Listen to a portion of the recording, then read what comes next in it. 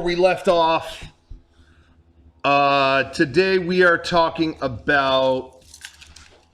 We are going to talk about. Today is the official 25th annual. Tell this plane to shut up. There's a plane outside that keeps taking circling off for around. an hour. There's a helicopter that's been circling too. I didn't do it. Leave me alone. Today is the official 13th annual Theatrical Fuckhead Awards. Tonight we're going to give awards to whoever has been the biggest fuckhead in the theater. Yeah. We're going to talk about, everybody has had an experience like this where you go to the movie theater and someone's being a fuckhead. You sit down to see a movie and someone near you is A fuckhead, fucking it up. Yeah, they're fucking it up. They're just being disrespectful, disapproved, just the whole thing. There's one rule when you go see a movie in a movie theater, and that is shut up. Mm-hmm. And some people can't even understand that one simple rule, or they feel the rules do not apply to them. That is when you truly do not understand that you're not supposed to do that. That's when you become a fuckhead. And that's who we're awarding tonight. So call into our Skype program. Mega64 Podcast is the name. And we're going to talk about who has been the biggest fuckhead. Who have you encountered in your theater going experiences? I see some people went and saw Mononoke Hime in theaters. That's Japanese for Princess Mononoke. And had some annoying people behind them. Anime screenings are where you will find the highest concentration of fuckheads, which, is sad to say because I appreciate the anime community. I am part of it. I like going to Anime Expo. But for some reason, it is thought that the rules do not apply to anime screenings. Same thing, midnight releases. Midnight releases. Rules still apply at midnight releases. You can't cheer for things or clap at every moment of the movie. No. If the movie builds to something and it is big and exciting after an hour or 2 hours and you're excited, you want to clap a little bit, maybe you can get away with that. Maybe. However, every moment somebody says something or the moment a character shows up, stop. It doesn't work. Mm-hmm. And that was when I saw Rogue One, the Star Wars story. There was a dumb fuck behind me that she felt like she needed to clap anytime anything was referenced. Which, if you've seen that movie, is hard. Because there's references even to small things that she clapped for. Such as, this thing is called a Death Star. You know what? You might want to talk to Darth Vader about that. So she wins the Fuckhead Award for 2017 in my book, but we're going to crowdsource this so maybe we can find the biggest one in the world. Yeah, we're gonna get to the bottom of this. Is there one that you can think of off the top of your head? There's one I can think of immediately, and I'm still pissed off about it because it kind of soured the movie for me. Yeah. I saw La La Land. Oh, God. And there was a family in front of us that I could tell didn't know what the movie was. So they showed up and from the get-go hated it. Yeah. And all they would do is crack jokes, laugh, talk. They were being shushed and told to shut up the whole time. And no kidding. So people spoke up. Yeah. And to the point where there'd be like serious things going on and they would say a joke and they would all laugh. Wow. And stuff like that. And it pissed me off because that movie was really good, but I know it soured my movie experience. It gave you resentment. And it's like, I left that movie theater angry. Yeah. And you can't review a movie when you're angry. I generally had a good review of Rogue One, Star Wars, but I had a lot of things to bitch about. And then I realized as time went on, those were the parts when the woman behind me wouldn't shut the fuck up. Mm-hmm. So I saw it again. I saw it again by myself. Really? Because I found, this is just a quick tangent, but I found an AMC gift card from over a decade ago in an old DVD. I opened it up and I was like, what the fuck? And I took it. I was out shopping and I was in there's only one AMC here. I Yeah. was in that area and I was like, does this work? And she's like, all right, yeah, you got $20. I mean, I've never seen a gift card that looks like this. You know, it's like, oh yeah, Yeah. you probably haven't been working here 13 years. Mhm. But she was like, it works. Okay. And I went in and I took a break and I watched Rogue One. And there was like no one there. Yep. And it was like, oh, I have less problems with this part and this part and this part because I understood them and I could appreciate them Yep. and I could, you know. So I want to see La La Land again without a group of fucktards in front of my... There was one movie we saw once and I don't remember what it was. I think I had already seen it once. It might have been like Return of the King or something like that, where we were shushing people the whole time and it didn't stop. And I think one of us actually did go, I want to say it was Lord of the Rings. It was probably that movie because it was long enough and I had seen it before that I didn't mind like getting up for a minute.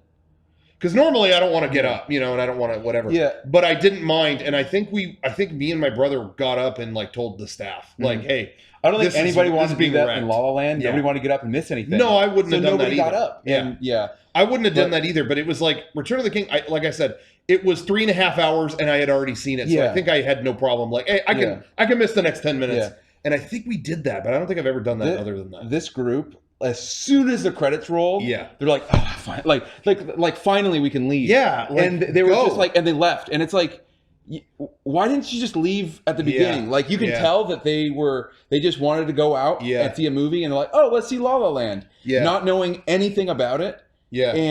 And that's not what they wanted. Yeah. And so they didn't care the whole time. And it pissed me off.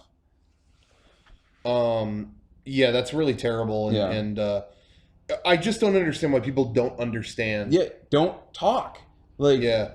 Sorry, I'm just tweeting out real quick for people to share their experience. I want people to know what's going on. Sorry. Yeah. I wasn't like checking my email during that story. Every time I touch my phone, people assume that. They're like, oh, Rocco's checked out. I'm not. I'm checking in. I want other people to check in too. Anyway, yeah, that is, it's like the simplest thing to understand. Mm-hmm. Don't talk. Don't talk.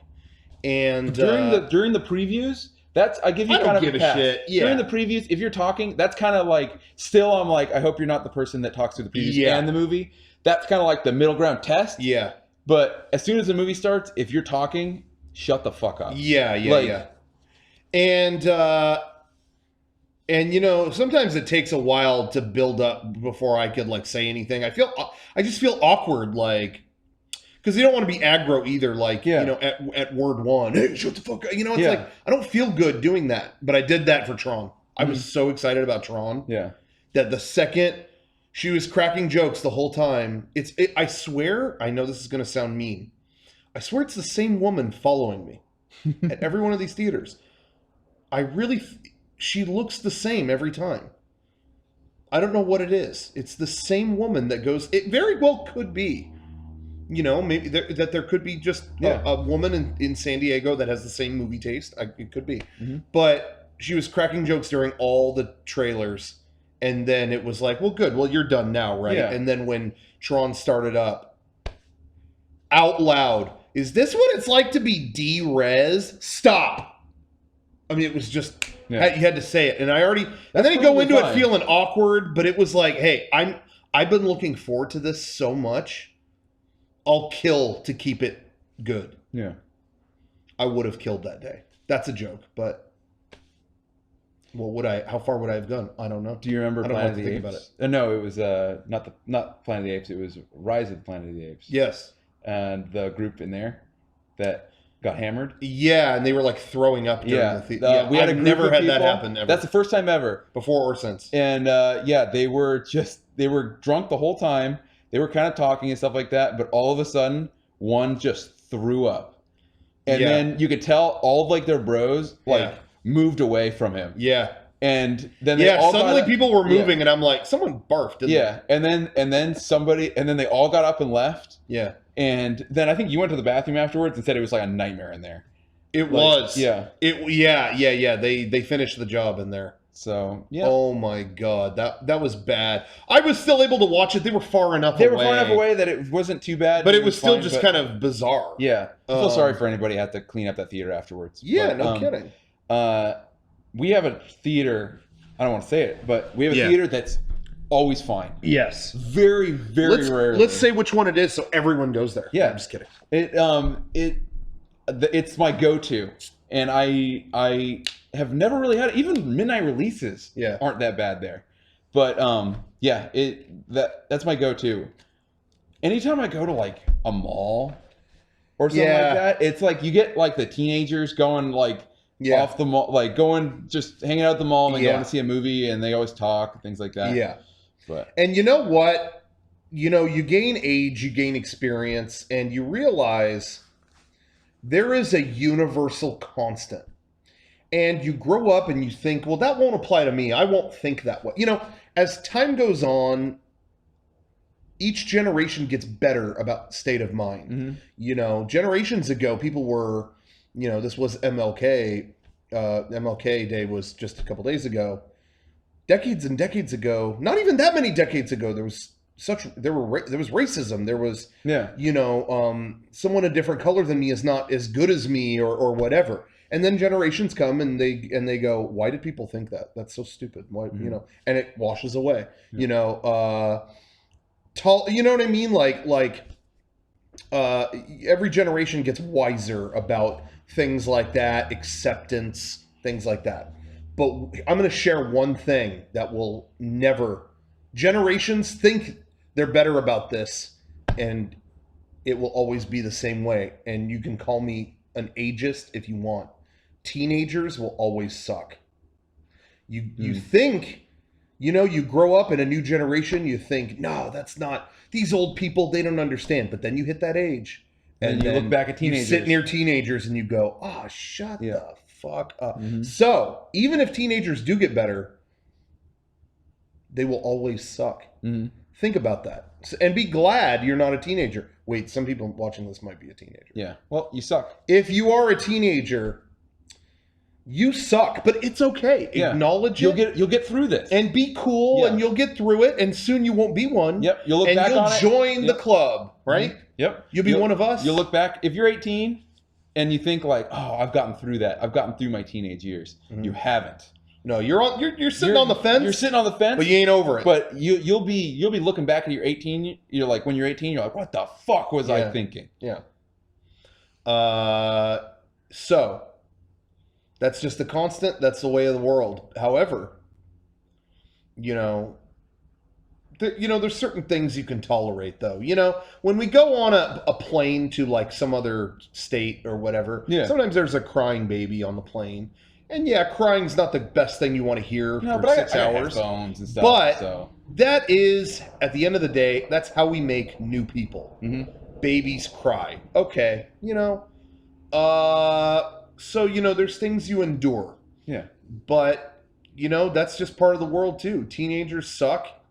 And, you know, if they're sitting next to you during Snow White and the Huntsman, it's going to be annoying. But, you know, everyone finds their equilibrium. The thing to remember is don't try to be a fuckhead. Yeah. You know, if you're a teenager, you might just naturally be one, but you might not be trying. And that's okay. You know, that we all go through things. It's just a matter of trying to be a fuckhead. You know, crying baby, I have no problem with that. You know, whatever. Yeah. But, you know, when like a baby is like, or not a baby, when they're like a kid, they're like 5 or 6, and they're screaming at the top of their lungs, and you are a parent, and you're not doing anything about it, you're the fuckhead in that situation. You know, just try to tell your kid to stop. A baby, that's a different story. But, you know, when they're like 8 years old and they're like throwing shit and you're not doing anything, you know, then you're a fuckhead. Don't be a fuckhead. I think that's why, like, teenage years is when the fuckhead goes from the parent to the child. Yes. It's not the parent's fault anymore. You're starting to be like, conscious of it. You're starting to, like, you can stop being this. But if you don't, Yeah, so try not to be a fuckhead. And the things that we discuss are angering and, you know, can cause the blood to boil. So that's why we have comfort food here. Yes. Relaxing cream soda. That's my comfort beverage. Kevin threw a fit earlier. He said, I want a Dr. Pepper, but I'm tired of this 21st century bullshit. I want a bunch of weird numbers all over my Dr. Pepper. Yeah, so I had to go down to a museum and find one from 1859. Yep. And so he's got that. Thank you for doing that. They said all we have is good old fashioned sarsaparilla. I said fuck off. Just give me Dr Pepper. So anyway, good. so he got that. Is Why that is different than? It's just made with sugar and stuff. I really don't know why Why- they had that at the store. Why is there a 10, 2, and a 4? Can somebody explain why Dr. Pepper, the old one, has a 10, a 2, and a 4 on the label? Oh, I think I know this, and see if people Is out that there know. ingredients? Is that the No, I think I know what it is. what? When they came up with that, I think they recommended that that's when you drink it to stay peppy through the day. 10, 2, and 4? 10 o'clock, 2 o'clock, 4 o'clock. I think that's what it is. Well, it's after 4. See if people out there know if that's true. But I think, because I remember there was some kind of thing. And sometimes they recommend to serve it hot.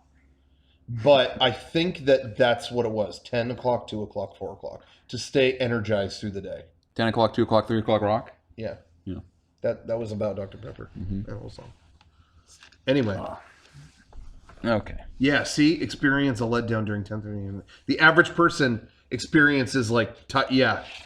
See? I love these plates. I don't know where they came from. The zoo I paddle don't know why plate. we have those either. So yeah, our comfort food is Little Caesars. Little Caesars. By the way, this stream brought to you by Little Caesars. It's Making it great has been their slogan since the 50s. So I went weird this time. You know, Kevin's more of a traditionalist. I am. I will try what you went with grabbed. standard Little Caesars here. Common slice. Me, I go rogue. Common slice for the common man. I go rogue. And every time I do No. go rogue at Little Caesars, I do regret it. But Yeah. today will be the change. I didn't regret the pretzel crust pizza. I legitimately... You were into that. I was way too into that. And it's not that... It is the sauce was nacho cheese. You know, I don't know why. I love that fucking I pizza. eat a lot of bad shit, and I love, unapologetically, a lot of bad shit. I think you were on that path alone. I must have been. I felt like my body was crying to me. Rocco, you've had enough. I was bummed when they took that off the menu. It was I was so pizza with melted cheese sauce, nacho cheese sauce. It was pretzel dough for the crust. Sauce was nacho cheese. Then cheese on top of that. Parmesan cheese sprinkled all over that. And pepperoni. It was, I just don't think my body could take that amount of salt. It was a lot of salt. I like salty shit too, but that was like, oh my God. I felt like I was at the bottom of the ocean. This, I went rogue, like I said. It's a deep dish pizza, but it has stuffed crust, the crust is stuffed with cheese and pepperoni. Oh, fuck. That's where we're going with this. So this could be amazing, or it could be... Every time I've gotten a weird pizza at Little Caesars, pretzel one. I'm not even saying it was bad, but I couldn't have more of it. The bacon fucking one, throw that in the garbage. No, not needed. That was... that felt like all pain and no gain. Yep. But anyway, so we're going to talk about people at home. Call in. Our name on Skype is Mega64 Podcast. Who should win the theatrical fuckhead award? What experience have you had in a movie theater where you someone was just so ruining your experience that you couldn't do it, and you wanted to murder them? You didn't actually murder them, hopefully, but you wanted to. Go ahead and call in. Okay. So far, so good. Oh, I'm going to need some of those. Yeah. Thank That's you. where I got them. Thank you very much. Okay. If you need them, I'll put them right there. Okay.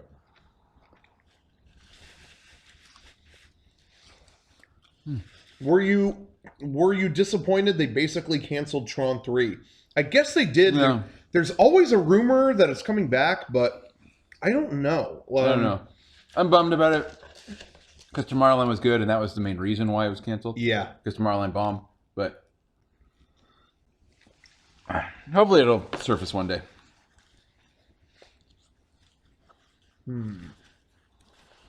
Okay, that crust is interesting. Okay. Any review yet? Hmm. I typically don't go to the deep dish because it's greasier, Mm-hmm. and I don't really like greasy pizza. That's the nice thing about the hot and ready's. No grease. No, I'm just kidding. Not a molecule of grease. No, like the dough. Like Pizza Hut pizza is really greasy. The dough is. Mm-hmm. Not so much here. Yeah, I know what you're saying. Okay, that crust is pretty good. I'm liking that crust. However, I will say, I don't know how much it's needed. You know, Because you're already covered in pepperoni and cheese. You just yeah, more we got pepperoni and cheese. I feel like with Pizza Hut stuffed crust, it's almost like it's a different cheese than the rest of the pizza, or like it's almost like its own entity. But here, it's kind of like just more of Really? what's on the pizza. I always thought it was just string cheese, like rolled up into the dough. Yeah, it seems like that. But it's a different type of cheese. This just seems like it's The same cheese? But you got pepperoni in there. But again, it's like, well, I got pepperoni already on there, so I don't know. You know, it seems a bit redundant. Yeah. Can I try a slice? Yeah. Go ahead, help yourself. This one right here. Boom. Going crust first. Like, nothing about it is bad. No. I'm not sure what to make of that. Me neither. It needs to be full of nacho cheese. That's what I want.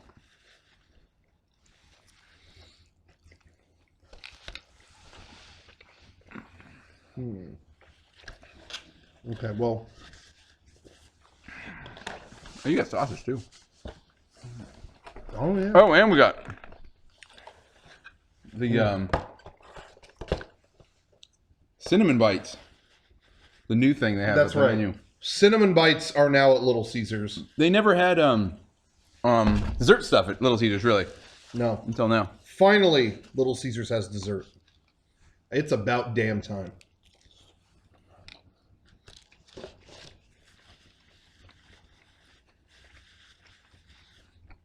Okay.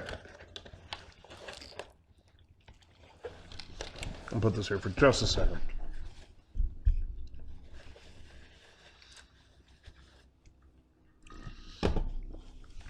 Let's let's make sure the mouse works first.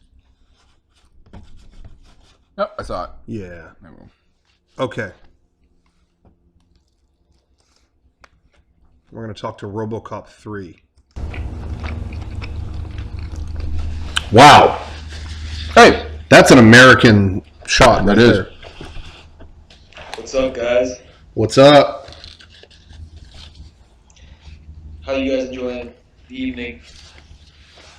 Good. Real good. It's good. Real good. It's supposed to start raining a ton tonight. Yeah? Yeah, I can't wait. How's your night? It was my day off today from work. Oh, yeah. But it was my first day of school again. So it's good and bad. Shit. What's your movie experience? What's your movie fuckhead experience? It was I don't think it was either Rise of the Planet of the Apes or it was the first one that came out. Oh, the first one. I think that was just Planet of the Apes. Dawn? Dawn of the Planet of the Apes or Rise of the Planet of the Apes? Which one was which? I can't remember. I think it was Well, Rise of the James Planet of the Apes, the Franco, first one, right? and Dawn of the Planet of the Apes, the I second one. think so. And so me and my friends wanted to go to we went to the midnight premiere. Yeah. And we get there and it's pretty busy. And there's it's like me and my three friends, and then behind us is probably a group of 12 people, and they're all bros, big, muscly dudes with flat brim hats and stuff. Some of them were wearing gorilla masks. And this guy and his girlfriend, these two people leave to go get concessions in that row. And then these other two people come in, this guy and his girlfriend come and sit down in their seats. And they're like, hey, dude, our friends are sitting here. You have to move. There's other seats. And the guy wouldn't move. So then 12 guys like all stand around this guy like while he's sitting next to his girlfriend and tell him that they're gonna kick his ass and everything like that. Movie hasn't If he even doesn't started move, yet. he's gonna get his teeth kicked in front of his Oh, girlfriend. good start. Cool. And he never moved. He stood his ground, but as soon as that movie was over, he got the hell out of there. I bet. Was this in a mall theater? I'm trying to get to the bottom of this. Was this theater connected to a mall? No. It was not. Okay. And these guys were like in their 30s too. Yeah. These weren't like teenage kids. I've never really experienced a near fight in a theater. I have one time. Have you ever experienced like I think I remember this just a one. I don't think I fight? was there, but I heard the story. What was that? Have you ever experienced just a fight like you're out somewhere and you see like a bunch of people just start fighting? Not even that too much. Really? I remember one time I was at a Mexican cantina and it was their whole thing was they had like a ton of TVs, so they were showing some game Yeah. and the whole place was crowded and there was a guy there. There was like a Vietnam or not a Vietnam vet. It would have been like an Iraq vet that was there with a service dog that had like bad PTSD. Yeah. And one of the somebody who was watching TV like came up to him and said like, "Hey, fuck you, you're a baby killer." Whoa. And that started out like he like stood up and started having, and it turned into a shouting match, and then that must have like triggered his PSD because he started throwing punches. Really? And I remember seeing like it was just me and my friend were there because his girlfriend worked there, so we were just there to like talk to her because it was going to be busy and she just wanted us to come in. And I remember saying like somebody has to put a stop to this, and me and my friend were going to go and get in the middle of it, and then right then 3 cops came in and just like tackled like 3 dudes to the ground because it turned into Whoa. this huge fight in the middle of the It was a restaurant. bar brawl. Yeah, I saw like a good probably 200-pound guy just like cowboy punch a woman across the face. Whoa. Jeez. Damn, dude. So it was a pretty cool fight.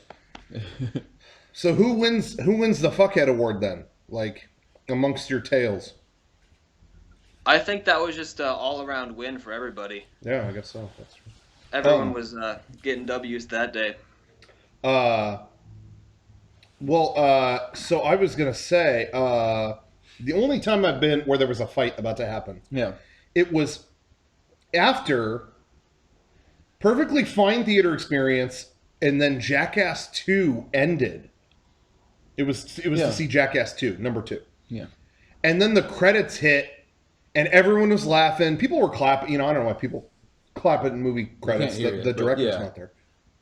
But everyone was like, yeah, yeah. And people started to head out. And then somebody, as they were walking out, you could hear people like snuck beer into the theater. You can hear a lot of clinking bottles. Yeah. And it was a midnight showing, and as everyone was leaving, somebody chucked a beer bottle into the theater audience, like the stadium seat audience. Like up into that? Yes, which was still almost full. Yeah. And threw it as they walked out, just like, being a jackass. And that thing smacked this girl in the face so hard. Just, bunk! Did it break? No, it didn't. It almost probably would have hurt less if it Yeah. had, probably. But yeah, you just heard it bounce off this girl's face. And then it became 1,000 guys all wanting to beat the shit out of one guy if they can find him. Yeah. So it turned into like manhunt. Yeah. Because he hit this poor girl. And so then it became like outside the theater, where is that fucking guy? It turned into like everybody in the theater, all these bro guys standing up in the theater, ready to like fight some people. It was the weirdest situation. The whole screening was nice. Nobody said a word. It was fine. And then it turned into like, and outside there was like fight breaking out because it was like, you did it. I didn't throw nothing. Yeah, you did. No, that was him. No, it wasn't me. No, what? It just turned. So it was like a thing outside. So it was, I think me and Garrett watched that for about 25 minutes and it was entertaining, but that was it. And that probably wasn't the first time that's happened there because wasn't there a time where you went and it's like, if you know anything about the event that happened on January 8th, call this number. And then Garrett's just like asking him, what was the event? I don't know. Do you know anything about the It event? was Brian that called the Oh, number. that's it. Yeah, we got flyers on our car after we saw some movie. We got flyers on our car that said, if you were there when Transformers came out and you remember the incident, call this number. An innocent man is going away for a long Was time. that in like the parking lot of the theater, or was that Yeah. just okay? We got notes on our cars when we got out of the movie. So yeah, Brian, we just thought it was a funny. They gave us a flyer and Yeah. it looked so crazily written. So Garrett just took it as a like a souvenir. He was just Yeah. like, well, it's kind of a weird looking. He poster. might still have it. Yeah, it's a weird looking poster. I'll keep that in my house. And it just the way they wrote it, it looked like a ransom note. Yeah. And Brian just thought, to be funny, he thought he was just going to call it and try to find out more information. Mm-hmm. And so Brian called the number, and yeah, it was that. It was yeah. So I saw the incident. I'm curious what you need to know. What did you see? Well, what was the incident? Maybe I know about it. Well, if you saw it, you'd know. Well, if you remind me, then I can tell you. Well, it was just like a standoff. Yeah. So yeah. Anyway, it was weird. So, but I never saw what happened, so I don't know what happened. It was never in the news or anything like that. You'd think if it was major, it'd be in the news. Exactly. But I didn't hear about anything. So the incident must not have been that great. Yep. You guys ever been in a fight or anything? Maybe not in a movie theater, but like a situation like that? Physical fight? Yeah. No, not really. Not Like since I out was in like a public? little kid, probably. Yeah, when I was a kid. You're like on the playground getting like Mm-hmm. a little roughhousing thing, pissed off, but that's about it. Yeah. How was that? These are pretty good. All right. Mm-hmm. No? I'm not ready for that yet. Not ready for Not that? ready for that yet. I'm working my way there.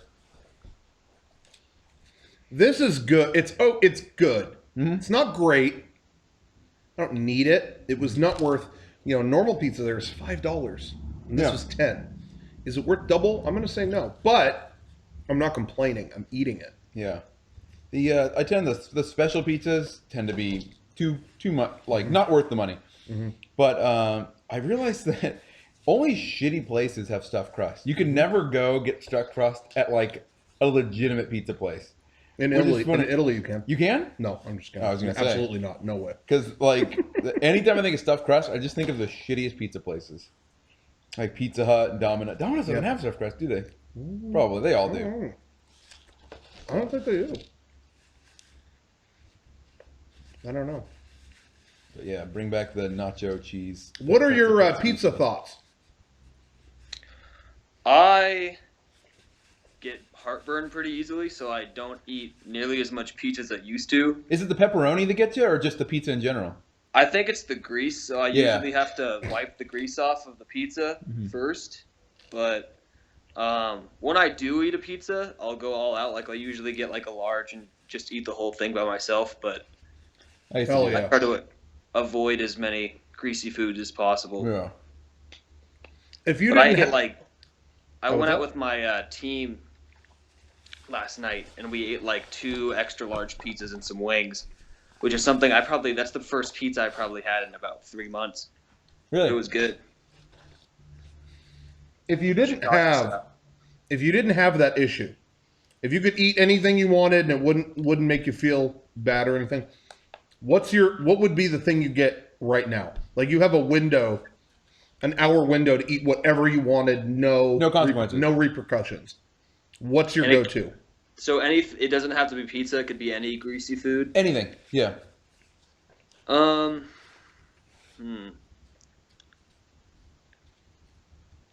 I really like really spicy Thai food. I can see that. Yeah.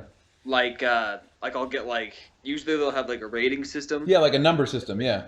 1 to 5, and I'll get 5.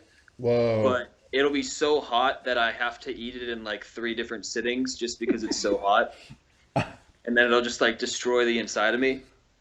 But Wow. if I didn't have that problem, I would just get Thai food all the time because it makes me like if you're all congested and sick, it Mhm. definitely like helps clear Oh, your it clears sinuses. everything. Hell yeah. But it destroys your colon. Yes. I cannot handle spicy food. I do not get it's so good, but it's so spicy. I mean, like, I can't taste food if it's too spicy and it doesn't taste good. Like, when Eric's eating something that's super spicy and he's just like, oh, it's so hot, it's so hot, but it tastes so good. I can't. It doesn't correlate in my brain. A little kick is okay. Mm-hmm. And I have had stuff. I can handle. I don't want these things all the time, but I can handle something that has some jalapenos in it. I don't like jalapenos. I don't even like the flavor of jalapenos. I do. I like jalapenos. That's about the threshold. And it has to call for it, Oh, this type of thing, it's got jalapenos. If it's got a lot of good stuff to counteract it, and honestly, like at Five Guys, you can get a burger. I like jalapenos on a burger. I like that they grill them because that kind of dulls. It cooks them a little bit. Dulls the heat a little bit, but still them a gives bit. you some of the kick. So, I like that, but that's about my limit, and that's only sometimes. Yeah. There's sometimes that I'm given stuff with jalapenos on it, and it's like, hey, chill out. I don't need more jalapenos. Let's stop. Whatever. Now that said, with like Thai food, there's a Thai place not far from where I live, and it's funny because I'm like, oh, scale of 1 to 10, I don't know, give me 5, give me average, and that was like I couldn't do it in one sit. It was like, I can't enjoy this. So when it comes to that, it's like there's most dishes I would rather have like give me a 2. I just a little kick, but it also depends on the type of spicy for me. Yeah. I don't like pepper spicy. I don't like salsas. I don't like hot sauce. I don't like any of that. Yeah. But like horseradish spicy, wasabi, things like that, cover it. I don't care. I love because it's gone right away. Yeah, it's gone immediately. That type of spicy, I love. It like beef with horseradish on it and stuff like that. Lots of wasabi on my sushi, things like that. I love it. But peppers and things like that, I don't really like. Generally, I agree with that. Yeah. All right. Well, thank you for your call. Yeah, this is a good call. No problem, guys. You guys have a good night. Take care. Take it easy.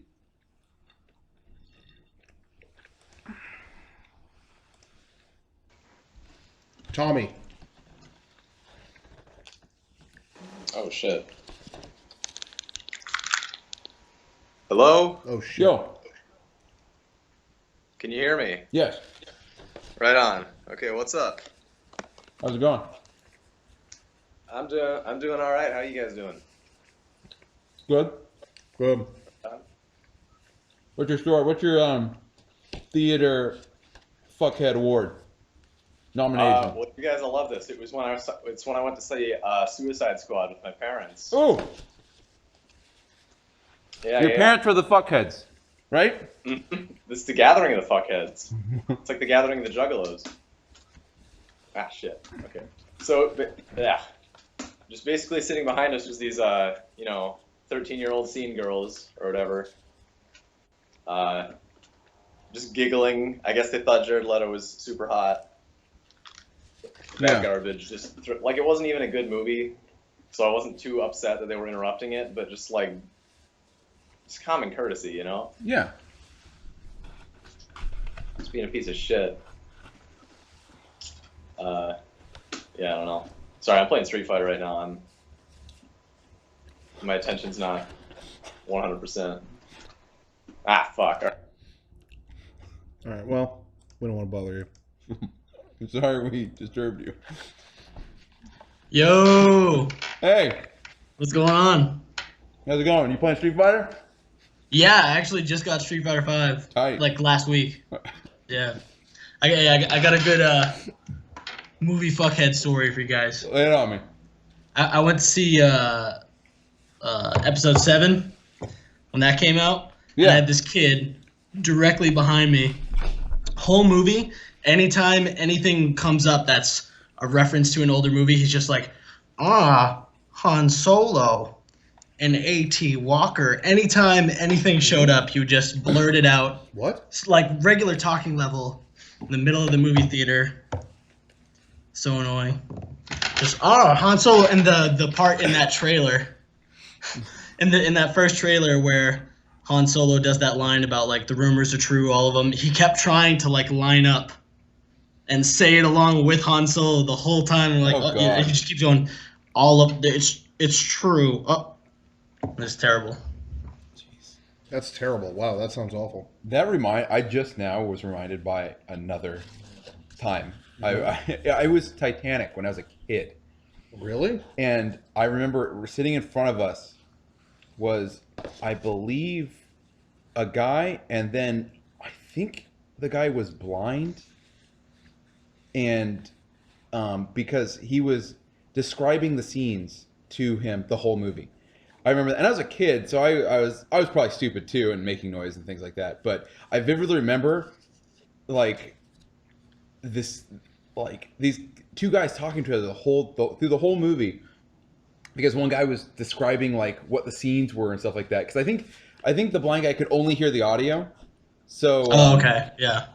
so I think that's usually how it works. Yeah, I like looking back on it, I feel bad because I was complaining the whole movie, but there was definitely something like wrong with that kid or something. Like, Really? it's just so annoying the whole time. Just an AT Walker. Oh. Did you Yeah. I also got. Oh, sorry. Go ahead. did you do anything? Like, did you throw something or anything? No, I just dealt with it because I'm not a very confrontational person, I guess, and I was trying to just zone into the movie, but every once in a while, just the back of my ear, I just hear him like an AT Walker. Oh, okay. Jeez. It's just terrible. Fuck that.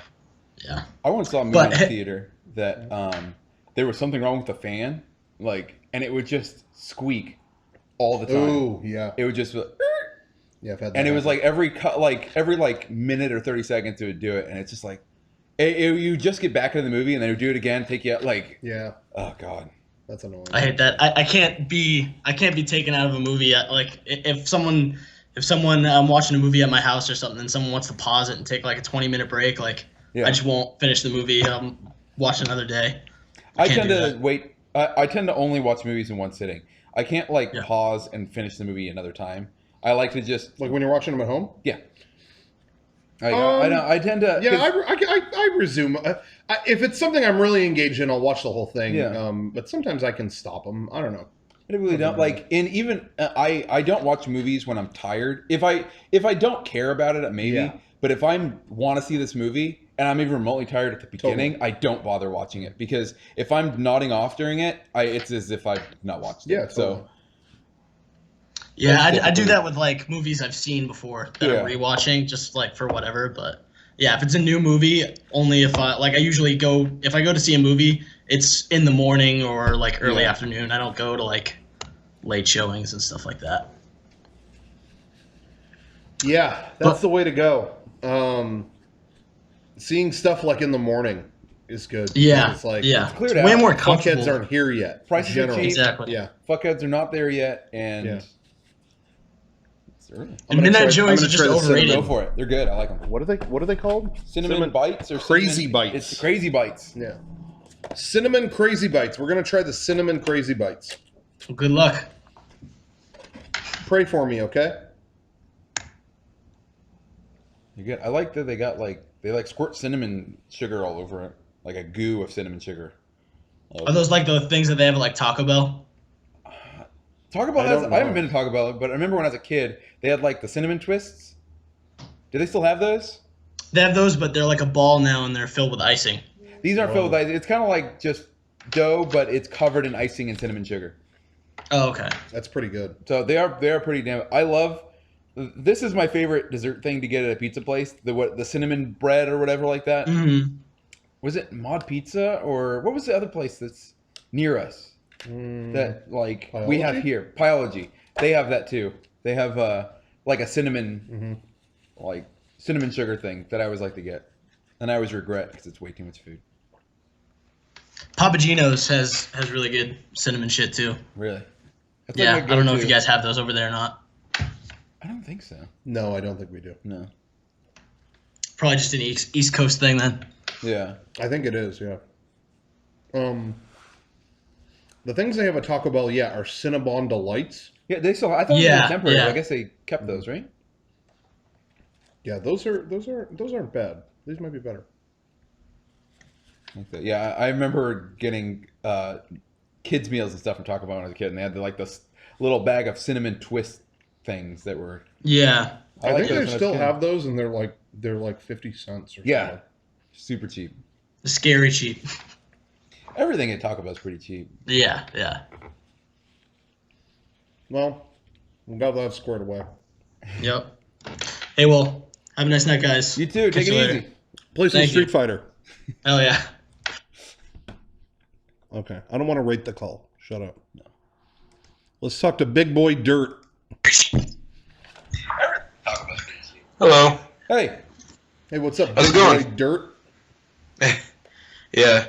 I have a little bit of a story for the theater thing you guys are talking about. Cool. All right, so it was me and my 4 other friends. We went to go hang out at the arcade and played for a little bit. Then we went to go see a movie. I forgot what movie it was, but I remember before we decided, oh, we're gonna go to this little candy shop or whatever, you know, sneak in some drinks, you know, like almost everyone does. Oh, I used to do that all the time. Yeah, everyone does it. Yeah. And we went in there and we got the drinks and everything. And I have one dunce of a friend named I don't want to say his name, but he went in there and he was like a good boy, you know. He's like, oh no, that's bad. We shouldn't do that. I'm like, Sneaking candy Like- in? That's the American way. You think you're gonna get busted for sneaking candy in? What are exactly. you I was gonna do, like, take- it's call like, the dude, it cops? doesn't. It sincerely does not matter. Like Brian has walked into a theater with 2 bags full of candy, Yeah. and they don't say anything. They don't care. They're working there, and they're not Yeah. gonna bust you. I've seen some people get overzealous and bring like bags of takeout food for Yeah. all their friends.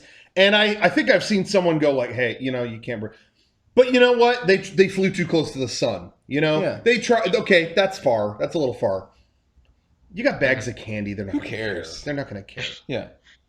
Yeah, and so my dunce of a friend decided, oh no, I don't want to do that because no, he said it was illegal.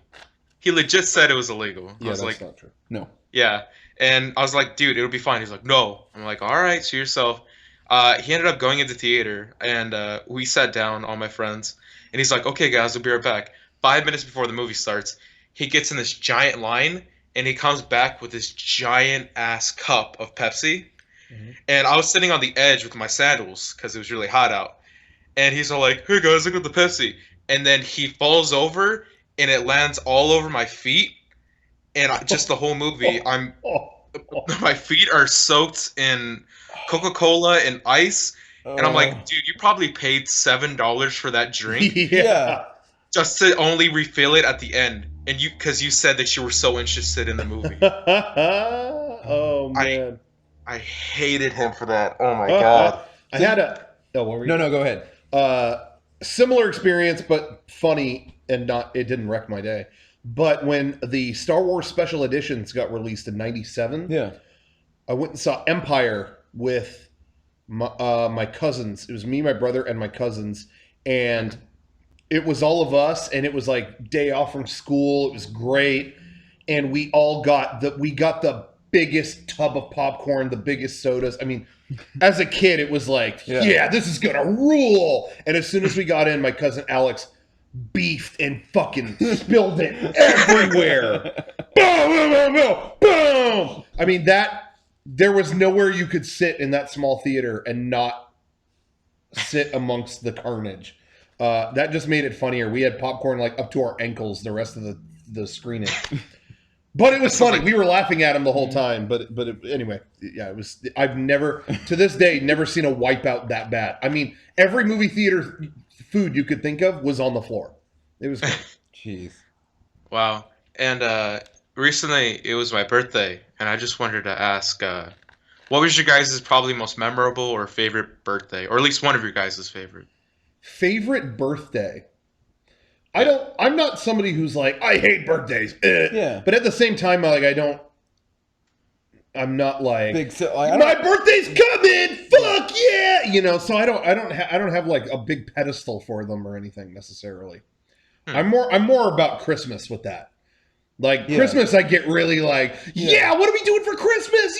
Yeah, I get really like into that. But birthdays, I am, I'm the same whatever. way. I guess As like, long as get a pizza or something. Yeah. Great. Okay, I don't cool. do much for like I guess my last birthday I spent in the UK, so that was really cool. You were in the UK for that? Yep. Oh yeah. Flew right before my birthday. That's right. I forgot about And that. spent it in there.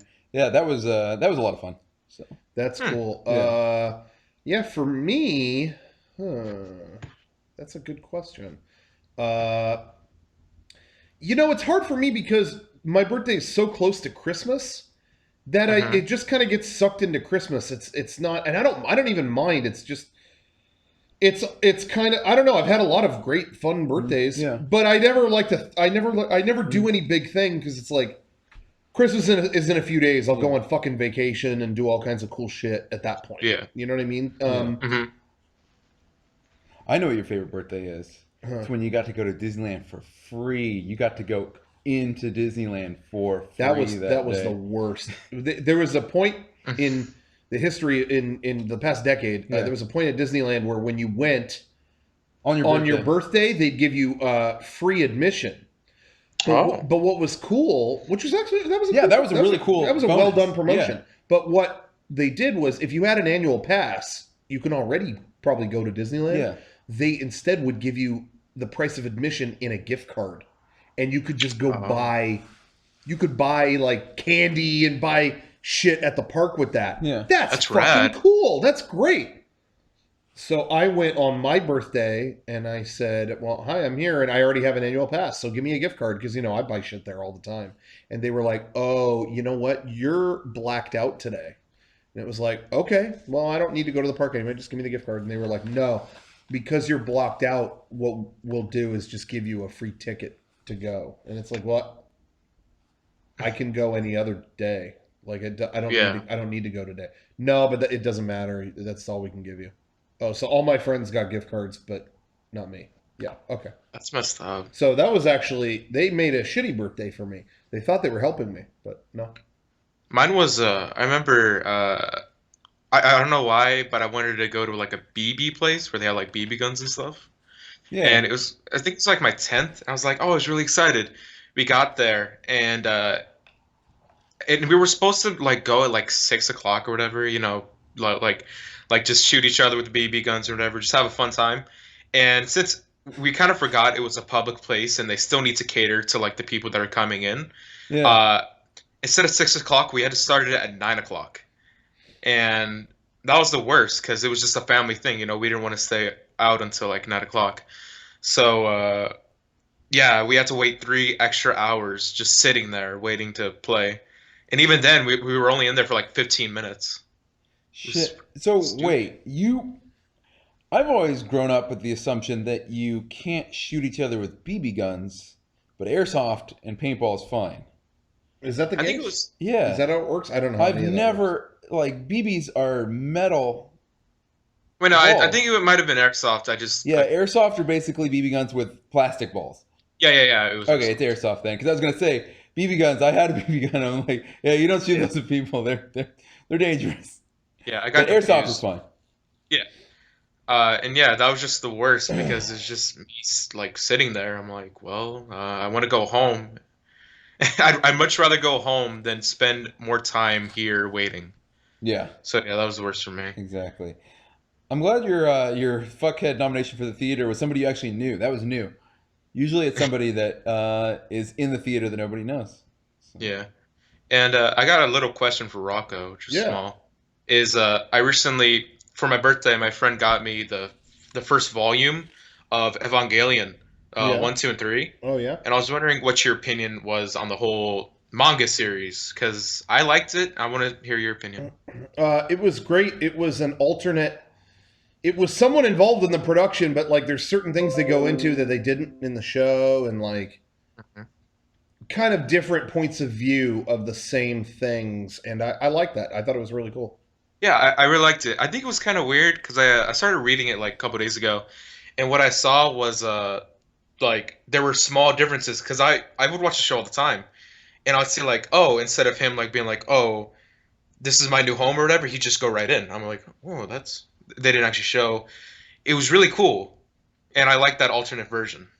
Yeah, I dug it. And, if it was made by just some asshole, then I wouldn't care. But it was made by someone involved in the production. So Yeah. Yeah. that made it cool. What volume should you start at?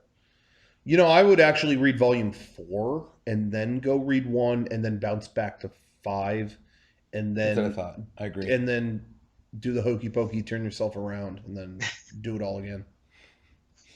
Well, yeah. Thanks for your opinion. Like, because problem. I know that you're a big Evangelion guy. Yeah. Thank Well, you. yeah. Thanks for taking my call. I'll Thank catch you you guys for your later. call. Thank Take you. care. Okay, let's talk to Christopher. Christopher, Hey, what's up, guys? what's happening Hey. for him? Hey. Who wins the Theater Fuckhead Award? Who have you encountered in the theater? Okay, so you brought this up, and the first thing that came to mind was I don't know how it is in the theaters that you guys go to, but in my area, let me mute this real quick. Is that Street We Fighter? had Street Fighter, real quick. No, we have to decide which seats before we buy the tickets. Some Is that- places do that. I've Yes. never been to one of those places, but In Japan, they're all like that. yeah. That's the only time I've really done it, I think. And I have to say, I think I prefer it. Yeah, I would think that would work really well. I got exactly the seat I wanted, and it allowed me to show up 5 seconds before the movie started. It wasn't like, Yeah. oh, I hope I get a seat. Gotta get a good seat. I showed up right on time, Mm. sat in my seat. I liked it. I don't know. Anyway, So I actually prefer it too, but my theater had just started going with that system, and the movie I went to go see was Hateful Eight. Okay. And I remember I was with a group of friends, and this lady had sit in our seats that we had chosen, and she had also put a sweater to save another seat where I had also, well, me and my friends had also picked out. And so Classic I went and I kind of reservation. like stood in front of her, and I was like, well, this is the seat that I chose.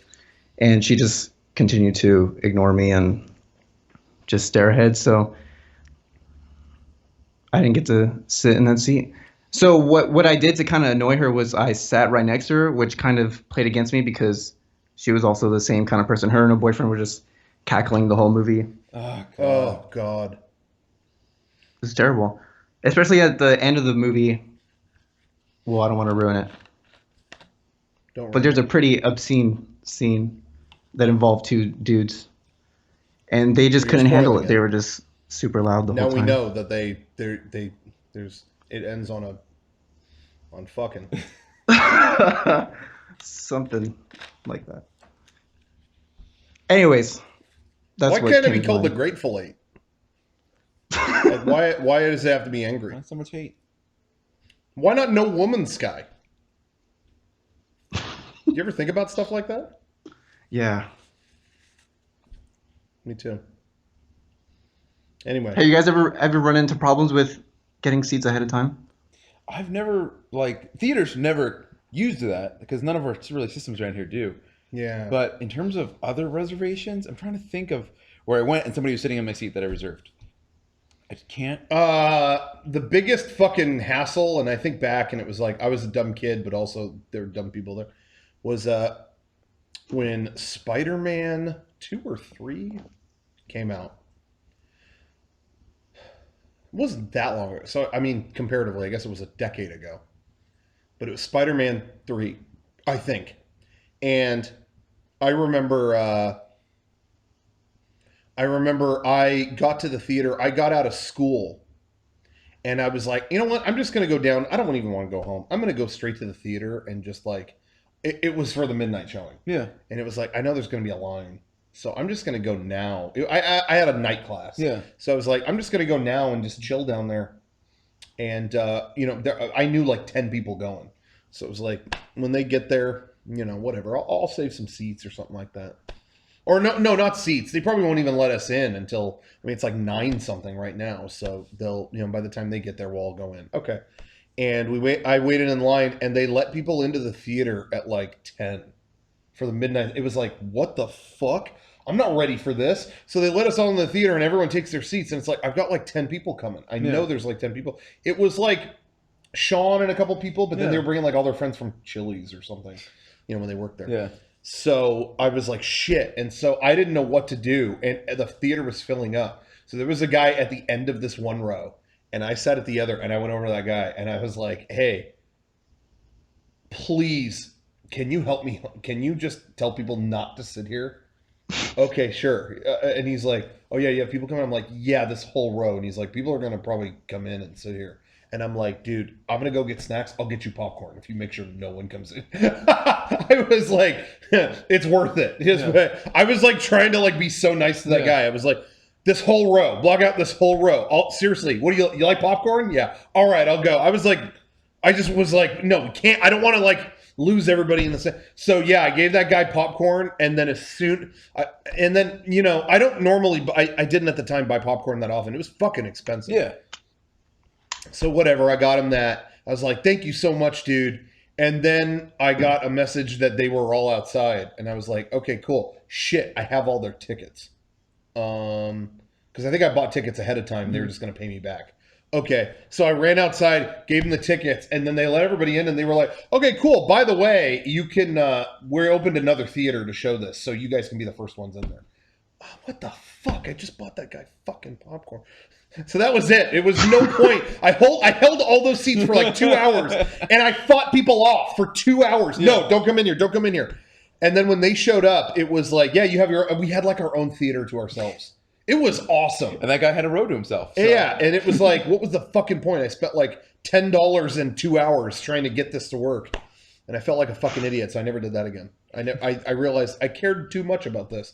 We should have just dealt with it when they got there. But that's me. I'm like fucking George Costanza when it comes to that shit. You know what I mean? It's like, no.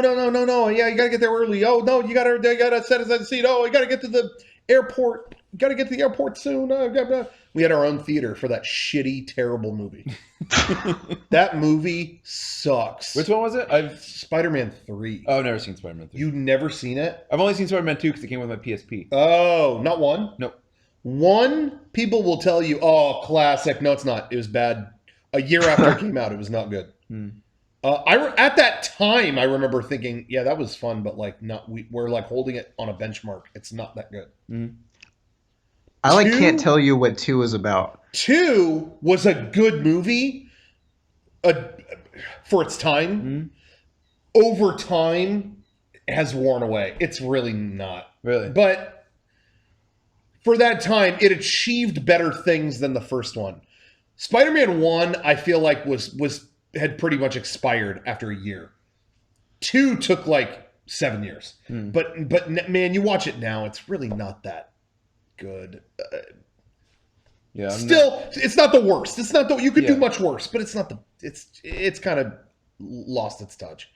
3 was fucking bad the moment it started. They shoved so many things. I remember leading up to 3, and there was rumors going up into it that were like, in Spider-Man 1, they set up like the Green Goblin might come back. You don't know. Is he going to come back? Like they kind of set that, but nothing happened with it in 2. So it's like, is that over or what's going on?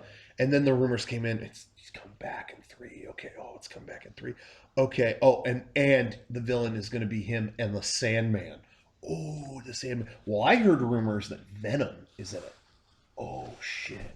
Venom is it. Okay. There were like so many rumors, and they all ended up being true, and that was the worst thing. Because then you had a movie that was like, oh my God, they're doing, you know what I mean? They were like pumping too many things into it. It was like, oh my God, stop. And I just remember, something that I will say, it's a little more special then than now. Now we're in superhero. It's been run into the ground, but that was like the beginning of it, wasn't it? That was toward maybe not the first, but at the beginning. Yeah. Yes. And one thing that, when I was eating that stuff up, one thing that I loved is Spider-Man 1 and 2 had such great endings. Spider-Man 1. I forgot how 2 ended. Yeah, I don't know the exact terms of the ending, but it still ended with like, I am Spider-Man, heroic ending. Spider-Man 1 had a great ending. He's trying to get with Mary Jane the whole time, and then he accepts the mantle of Spider-Man. And at the end, she's like, I really like you. Like, maybe this could be something more. It's like, holy shit, he's finally gonna get with her, and he says, sorry, no, and walks away because he's committed to being Spider-Man. And it shows him like swinging above the rooftops. I am Spider-Man. Boom! That's how you end a movie. Yeah. 3 ends with like him and Mary Jane have all these problems, and at the end it's like, well, I think we can work through them. Yeah, you can work. Yeah, I'm good. Okay, hug, and then I remember it faded to black, and the credits just came up. It was like, did that just end on a hug? Like, you know what I mean? It was like a hug and a crossfade to the credits. Like, Yeah. it felt like such a wet napkin compared to the other movies. It was weird. It was so weird. 3 also had Spider-Man becomes like emo Spider-Man. Like I hate that word. Clips of that and stuff But like it that. was That's the like- only thing I remember from that movie. Yeah, it was like, what are we doing? Yeah. Like, what is this? It was just, and I remember leaving the movie theater and people still had that hype, like, yeah, cool, yeah. And one guy was like, that was really bad. What? What are you talking about? And he's like, yeah, everyone kept telling me they hope that, as long as it's not as bad as X-Men 3, but I think that might have been worse than X-Men 3. I was like, Really? Again, I've only seen 2. I've Yeah. only seen X-Men 2. I've never Oh, seen really? 1 or 3. X-Men 3, I think, is still the worst. Really? Yeah, X-Men 3, you have a director that was taking his job seriously with 1 and 2. And even 1 I don't really like that much. 2 I thought was pretty 2 again, over time maybe not as good as it used to be, but has some amazing sequences in it. To this day, of everything they've done in superhero movies or the like. Mhm. I don't know, and you've seen 2, you just Yeah. said that. You just said that. Okay. I don't think there's anything directorially that has topped the opening of X2. What was it? The White House? Nightcrawler breaking into the White Oh, yeah. House, I think is phenomenal. I don't know what you thought. I thought it was cool. I thought that scene was so Yeah. well done. There's some great parts of X2. Yeah. It's a little long. If you watch it now, it's like, I don't remember all much right. of it, but I do remember that part. Yeah. And the only reason I saw it in theaters, Yeah. was because all my friends were like, "Oh, let's go see it." I'm like, Yeah. Okay. I had never really been into X-Men. I'd never seen X-Men 1, and I was like, okay, I'm down to go see a movie, Yeah. and that's the reason why I Yeah. saw X-Men 2. X-Men 1 to me was kind of like by the numbers. I didn't really care for that, but 2 I liked. Yeah. 3, so you have a director who did these first 2 movies seriously. 3 was directed by Brett Ratner, who took nothing seriously. So as soon as it was like goofball comedy hour from the moment it started, and it just, characters that you love die off camera, which is always a good move. When somebody does that in a movie, they die off camera. That's always a great Yeah. thing. And directors keep trying that, and it hasn't worked yet. But keep going. It will work. It will eventually work. You can kill someone off camera, and no one will mind. I just don't understand how that happens. Like, it's a main character too. Yeah. Does anyone care if I spoil it? I don't care. I'm never going to see In it. X-Men 3, Cyclops dies off camera. Does that seem right to you in an X-Men movie? He's like out looking at something and and then later it's just like, yeah, Cyclops died. Oh, okay. Okay. I thought the worst one in a movie was Pirates of the Caribbean. In the third one, going into the third one, hey, the thing that was the biggest threat of the last movie? Yeah, good thing we killed it. Anyway, what the fuck? It's like, oh, it's dead. You don't just say anyway. There's no battle. No, they're on the beach and the Kraken is dead on the beach. It's like, oh, so that's over? Okay. Like, how the fuck do you get it? Who sits there and thinks, yeah, that works? Like, I don't understand. I think the Theater Fuckhead Award should go to Brett Ratner and, Gore Verbinski's a good director. I don't even know what happened in Pirates 3. I don't understand. I was someone who even defended Pirates 2. I saw Pirates 2. I don't think Pirates 1 is, I'm gonna be this controversial. Mm-hmm. I don't think it's as good as, I really don't think it's that great. I haven't seen them in forever. I think it's a good movie. Yeah. Don't get me wrong. Fun movie. Yeah. But like there's this level of worship for that movie that I'm like, nah, that movie's like 40 minutes too long and not really told that elegantly. But it's a fun pirate movie. Yeah. So not hating. I'm not hating, but Are you looking forward to the new one? Oh, no. So that's what I saw Pirates 2, and it was like, yeah, it was more swashbuckling, and everyone told me how the story was bad, but I was like, I didn't think it was good in the first one either. I just fun swashbuckling, Yeah. weird Pirate adventure. weird pirate stuff. So I enjoyed 2 personally. It was like not any. I don't know. I didn't worship that already, so it was fine. It was there. But 3, I couldn't even. That was insufferable. I thought 3 was like, what are we doing? Did you see all 3? I've seen all 4. Oh, really? I I've seen didn't the even bother with 4. fourth one. Blows. I saw that like, I don't know, like I think my family wanted like, hey, let's go see a movie. Yeah. And I was like, okay, I'll go see a movie. I mean, yeah, if my family wanted to go, and I I'm would have just gone. like, I didn't care. Yeah. I don't care about the 5th one. You want more of these? I'm like, I'm good. are you sure? Yeah. Man, I'm like, I didn't have. Thanks I for taking my couldn't call, have- guys. I couldn't have that much pizza. No, your call's not done. Yeah. Oh, all right. I couldn't have that much pizza. It's hardcore, so I stopped. Yeah. This is a problem. This I could keep I going. have a problem with when I eat something normal, like savory, not sweet, stuff like that. I crave something sweet afterwards. Every time I get a meal, if I go out to eat, like get a burrito or something like that, and I'm done, I like, ooh, I want something sweet. So sometimes I'll get like a candy bar or something at like a 7-Eleven near a Mexican food restaurant, just so I can have something to eat afterwards. And that's why I like stuff like this, because I'll eat my pizza and I'm like, okay, what sweet stuff? And once they introduce these, I'm like, oh shit, that's a problem for me. Because I do like a $5 pizza. I didn't think I was going to be into this. Whatever, like a little bit. I can I can control myself with sweets. However, that's really good. I know we've talked about this before. Yeah. Total opposite in We are. in what like we hit a wall with. I like things like chips and like potato chips. Like I hit a wall so quick with those. Yeah. But sweets, I can clear a plate of cookies. Yeah. I can't stop. But you like the complete opposite. I'm the opposite. I mean, don't get me wrong. If you give me a shitload of like good chocolate chip cookies, I'm going to want to eat them all. Yeah. But I can control. I have control. Okay. Sweets. If I'm on like a strict diet, I'm only having shakes or something. Oh, there's cookies here? That's okay. I'm on a diet. I can fight it. But you put fucking chips in front of me? Oh my God. What is it? Did you just open Fritos? Are you fucking kidding me? Give me those. Hand me those. I can't. If they're in the room, guess what? They're gone. Like, that's it. I can't. I remember trying, I was really on a strict diet in like early 2008. And then like someone, what was it? I think it was Sean got me a thing of fucking like, I don't know. There was some kind of chips in the office, and it was really? like, I'm not strong enough for this. I feel like I was setting up a story there, and I can't remember what it was. Probably wasn't very good. But anyway, all right. Now your call is done. Yes. It's over when we say it's over. Take it easy. Alrighty. Is that a robe? Have a good one. Are you in a robe?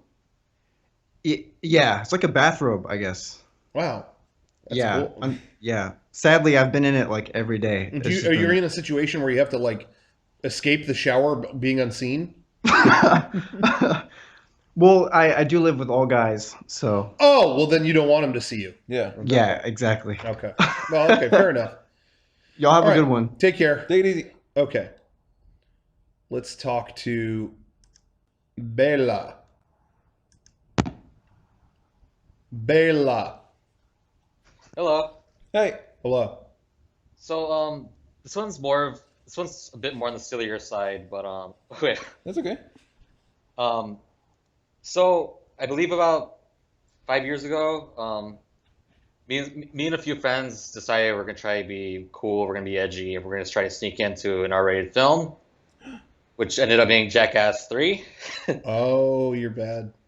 Now, I live in like the East LA area, so usually a lot of our theaters, they have a history of not giving a shit about anything. Sure. It's very much easy to get in. I Sneak felt in, like all that. right before I turned 18, they started checking at the theater. Like Oh, right right. as I was about to turn 18, I used to be able to like, oh, buy a ticket and we'll swap stuff Yeah, like that. sure. They started checking at the door of the theater, like the door into the actual theater for the movie. Mm-hmm. And when I was a kid. Exactly. So that night we went. It was a midnight premiere, and we figured, oh, it's just gonna be easy peasy. Yeah, no, it's just so happened that they decided, no, we're gonna start checking in. We're gonna start checking Ooh. people. Hated that. Ooh, So- yikes. So what we tried doing is, the typical thing where we try and, find a lovely young adult couple and ask them to pose as our parents, which we did. Ooh. So as Bold. we're waiting in line, and another group of kids come up behind us and they ask us, "Hey, do you think you can like ask your parents if they can pose as our parents?" And we're like, we're like, no, well, yeah, they're doing the same thing for us, and we managed to kind of coerce them into they bring them along too. So this happens about 3 more times. I know it sounds ridiculous, but there may have been about 8 or 9 kids trying to piggyback off this couple and trying to sneak into this movie. Oh my god. Everybody. And they were like this kind of like, and they were kind of like this like meager like, shyish like 40-year-old couple. They're just whatever, they're hanging out. They're just kind of reluctantly going along with this. So the showtime comes upon. They're about to let everyone in. So they let about 4 of us in, and the guy checking in, I believe, he just kind of barely realizes that, like, wait a minute. There's about like 8 kids until like the next adult comes in. Like these can't all be this person's kids. So they stop us, and they're like, "Yeah, no, you guys can't come in." And the other kids behind us, they're like, "No, trust me, we're all with this one family." And they try to like, they should just tell them tell them that we're with you. And they kind of like. They kind of break edge, like, oh, well, you see, it's not really the case. And this guy, he just gets like, he starts cussing him out. He's like, "What the fuck? You said you got us. You said you had us. You said you're gonna let us get in the movie." Oh. And the attendee is just kind of like, he didn't want to, he wouldn't budge. And at that point, it was just. And well, we weren't allowed to go in to see the movie. None of the kids, they kind of just like, we can't let you in. We're sorry. Ooh. And they had this little shouting match between, they kind of just ended up sneaking past. They kind of neglected us, but. Did you end up seeing the movie? My parents kind of laughed it off. Did you have to go home? We didn't get to see the movie after all, but okay. Yeah, they figured, we're trying to, just a bunch of punks trying to sneak in, but yeah, it was ridiculous. Have you ever guys tried doing that at some point in your life, trying to sneak into a movie? I never did. I never really I would get like my parents would go see a movie and I would go with them when I was a kid, and we would switch tickets. Yeah. Basically, I'd be going to see the rated R movie, and if their movie wasn't rated R, we just switch, and I would actually go see the movie, and but other than that, no, I never really tried to. Sneak in. It sounds whatever, but there were no rated R movies I wanted to see when I was a kid. Really? I never had that. There was a ton I wanted to see PG-13, but R just never. Honestly, like Terminator 2 came out, and that was one that was like, man, I hear you got to see that. That was one. I can't think of others. Like. Honestly, like my taste as a kid, I wasn't looking for that. For me, it was lots of PG-13 stuff. Batman Returns, all the kind of like all the superhero stuff. Like Resident Evil, I wanted to see Resident Evil really bad. Yeah, but I was almost old enough by that point. I didn't want to see Resident Evil, to be honest. Yeah. When they announced that, I didn't want to see that. Like 2001, but yeah, it was like I said, but I was 18 by that point. Yeah. Yeah, I mean, there was stuff I wanted to see in high school, like The Matrix. But Is that rated R? It was, yeah. Really? Matrix is an R. And a lot of people forget that, but it is because of shooting people. Yeah. Lots of person-to-person bullet, you have to get a rated R. But, they never say fuck, or they never... No. There is a sex situation in the second one. But even then, you don't really see anything. Right. But it's more because of like there's point blank bullet shit. Yeah. And but it's kind of goofy because those movies, it's like, well, you're in a simulation. Yeah. But I don't know. There's some violent things in it, I guess. So I don't know.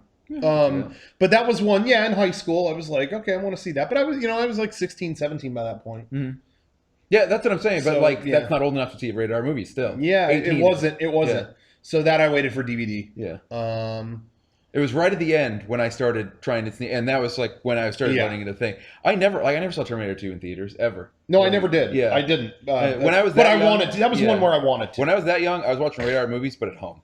I was never going to Yeah, theaters. my parents were willing to show me rated R stuff if they thought I was ready for, nothing like anything of a sexual nature. If I was a kid, they weren't going to show me Basic Instinct, but like Alien, the Alien series, those are R. And my parents were like, just so you know, like, because I kept asking about them, like, oh, those girl, and they said, well, they're very intense. So if you think you're ready to watch that, we'll watch it with you. Mhm. But they would tell me everything about it. Yeah. And they wouldn't say no. They would just tell me everything about it and then go, do you think you're ready to see that with us? And sometimes they'd describe stuff and it's like, I don't want to watch that. With the Alien movies, I was just like, oh, I didn't know it was that intense or that scary. Well, maybe someday. Maybe I won't. I wasn't like I don't know. I didn't really know anything about it. So I wasn't like feeling like I missed out. Yeah, like we had to try sneaking into like Jackass, of course, because like our parents wanted like nothing to do with that. No, that's full on like dicks, shit, and all that. Yeah, that has full blown dicks in it. Yeah, like 3D dicks. But what was funny, I think I've talked about this before, but what was funny to me about something that happened back in the day was I remember Hannibal came out. Yeah.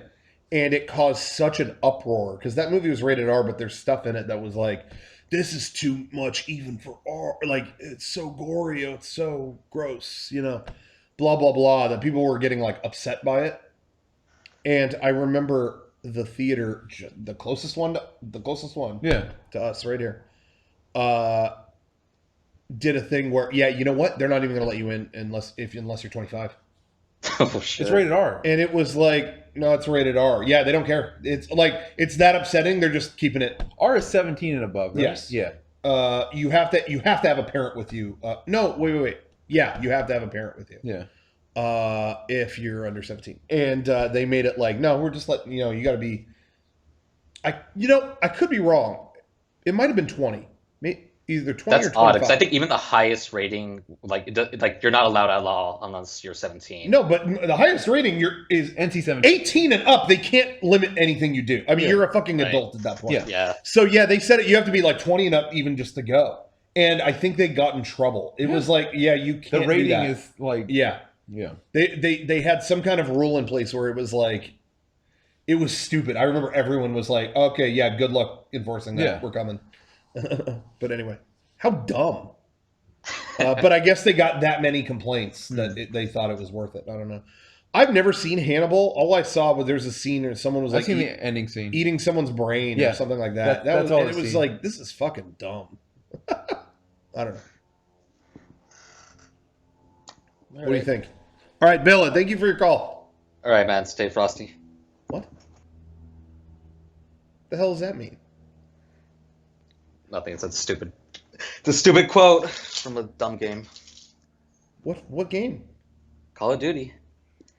They say stay frosty? They do? You ever Is heard that that like one? Toasty and Metal Gear Solid? Not Metal Gear I Solid. don't know. Mortal I Kombat? don't even know. It's just. But you said it. What if that's a bad thing? What if stay frosty means like fuck you? Oh no. I'm sorry. I didn't mean it. Well, stay frosty to you too. Yeah, stay. Yeah, you know what? Stay. I'm not gonna stay frosty. I'm gonna stay heated up. Well, you got a sweater. You got a nice toasty sweater right there. It's cold in here though, so It is. It's getting colder too. It's really, that nice. Finally, it's finally winter in Cali for the first time in like 10 years. What instead of stay frosty? Why not keep it crispy? I can get down with that. Okay, keep it crispy, Bella. Will do. Okay. Put a little bit on the spot at the end. People love when we do that. I don't know about that. Juice stand. Yo, what's up, guys? Yo. Welcome to. Hey, what do you got at the juice stand? Everybody always says that whenever I get into like Overwatch and stuff. It's annoying. No, nobody plays Overwatch. Hey, so yeah, what is your award? Oh, wait! Breaking news. Ryan is in the chat. Says Little Caesar's wings are not good. What the fuck? Man, Little What a Caesars dark is day. great. I It know. was a dark day. The second I saw the Little Caesars pizza, I thought, oh, Kevin's got to be there. Yep. I love Little Caesars, man. That was his plan the whole time. So anyway, like when this discussion started up, I had to Facebook my friend because I couldn't remember what movie it was. But he's like big on like people who won't shut the hell up in theaters. Mhm. And like there's these girls, I think they were like teenagers, and they were like on their phones the whole time, and like the bright light and shit always bugs the hell out of me. Yeah, that's why they say you shouldn't Sure. text during, like, even though it's silent, you shouldn't text because of all I'm not a fan of that. Yeah. Like if you got something important, like I don't know, I've always like throw up my hoodie, or like in the winter like throw up my coat just to like block the light or whatever. So, and these girls wouldn't stop like laughing and shit. Oh, So sometimes I will turn down the brightness of my, just in case before the movie starts. Yes. I'll turn down the brightness Yeah. all the way, Yep. just in case I have to check something. yeah, Then I 'cause don't blind you everybody. never know. Every now and then I mean, I shouldn't even say now and then. Once in a blue moon, I'll get something and it's like, oh shit, this is important, Yeah. And I'll have it cranked all the way down. Yeah, in case. I feel a text come in or something like that, and I'll just look at it real quick, and if it, like, see who it is, and just keep it in my pocket or something like that. But Yeah. that's it. But so then like they just wouldn't stop. So he like I always love seeing movies with him because like he'll be the one to like stand up to this stuff, Yeah. Because there's like some people won't just do shit, but so then he like leans in forward and tells them to like shut the fuck up or whatever, and like like you're really annoying us or whatever, and they just wouldn't stop. So eventually he started like reading their texts out loud, like the girls are just like, and this guy will not stop reading our texts or whatever, and he actually like said that out loud just to get him. And finally they did stop, but like. I don't know. There's just people need to like shut up when you're in the theater. I hate. Just watch the movie. That's what I always like. If you're not into the movie and you'd rather be texting or talking or fucking something, leave. Leave halfway through if you leave by the halfway point, you probably get a refund. Yeah. So go home. Exactly. You can do all that stuff. You can talk and text anywhere but the theater. Yeah. Like. Yeah. Something else talking about screen brightness. Yeah. Something that I do feel bad about, and this is going to sound weirdly specific. Specific. I wear an Apple Watch now. Yeah. I wear it every day. And at a theater, it's really not much of a problem. Just do that, Yeah. If I got a jacket. If I don't have a jacket, it's just, as long as I don't go like that, it doesn't really turn on. The one place I feel bad at Disneyland, on the Indiana Jones ride, I feel bad because every bump fucking turns it on. And it is blinding bright in that... it gets dark, boom, boom, boom, boom, and the motion turns it on, and it's like, fuck, I'm sorry. I feel like an asshole because I'm turning on this bright light in people's eyes, So I do feel bad about that. I also feel bad, side note, I feel bad anytime a girl in front of you has long hair on that ride. Oh, because right? Because I'm the kind of person, I hold on to the thing as it's bumping and stuff. I do. That's just, when things in motion, I got to brace. And I feel bad because if you got long hair, man, it's getting pulled. Yeah. Because I touched that thing and it's like, oh, your hair got under my hand and then it went like that and I probably ripped hair out of your head. I'm sorry, but you know what? Don't have long hair. The biggest time I feel like an asshole at Disneyland is when the rare occasion, my flash is on auto or I know. So I'll like take a picture of something in a ride or something and I'm like, because I never have that on. Because I hate people who take pictures of flash on rides. Cannot stand it. So if I take a picture and that flash goes off, I feel like the biggest asshole. Yep. I cannot stand it. Yep. Doesn't happen often, but when it does. Most glorious moment. We could go off on tangents about Disneyland all day, but I will say, pivoting on that subject, most glorious moment was being at Disneyland on the Haunted Mansion, and there was a girl and her friend that got on the ride with oh my God. This sounds made up. A phone case that was made of lights. Literally, it goes around. Tell me if you've ever seen this before. No. It's a phone case for your iPhone. Yeah. That has LEDs around the rim of the phone. So when you do selfies, it lights you up. She had that and was doing it as people were getting in the ride, and it was like, nope. No flash, please. No flash or lights, please. Like the employees kept saying it as they were getting on the ride Yeah. and then going on. And then we got into the room, the perfect room for an incident to happen.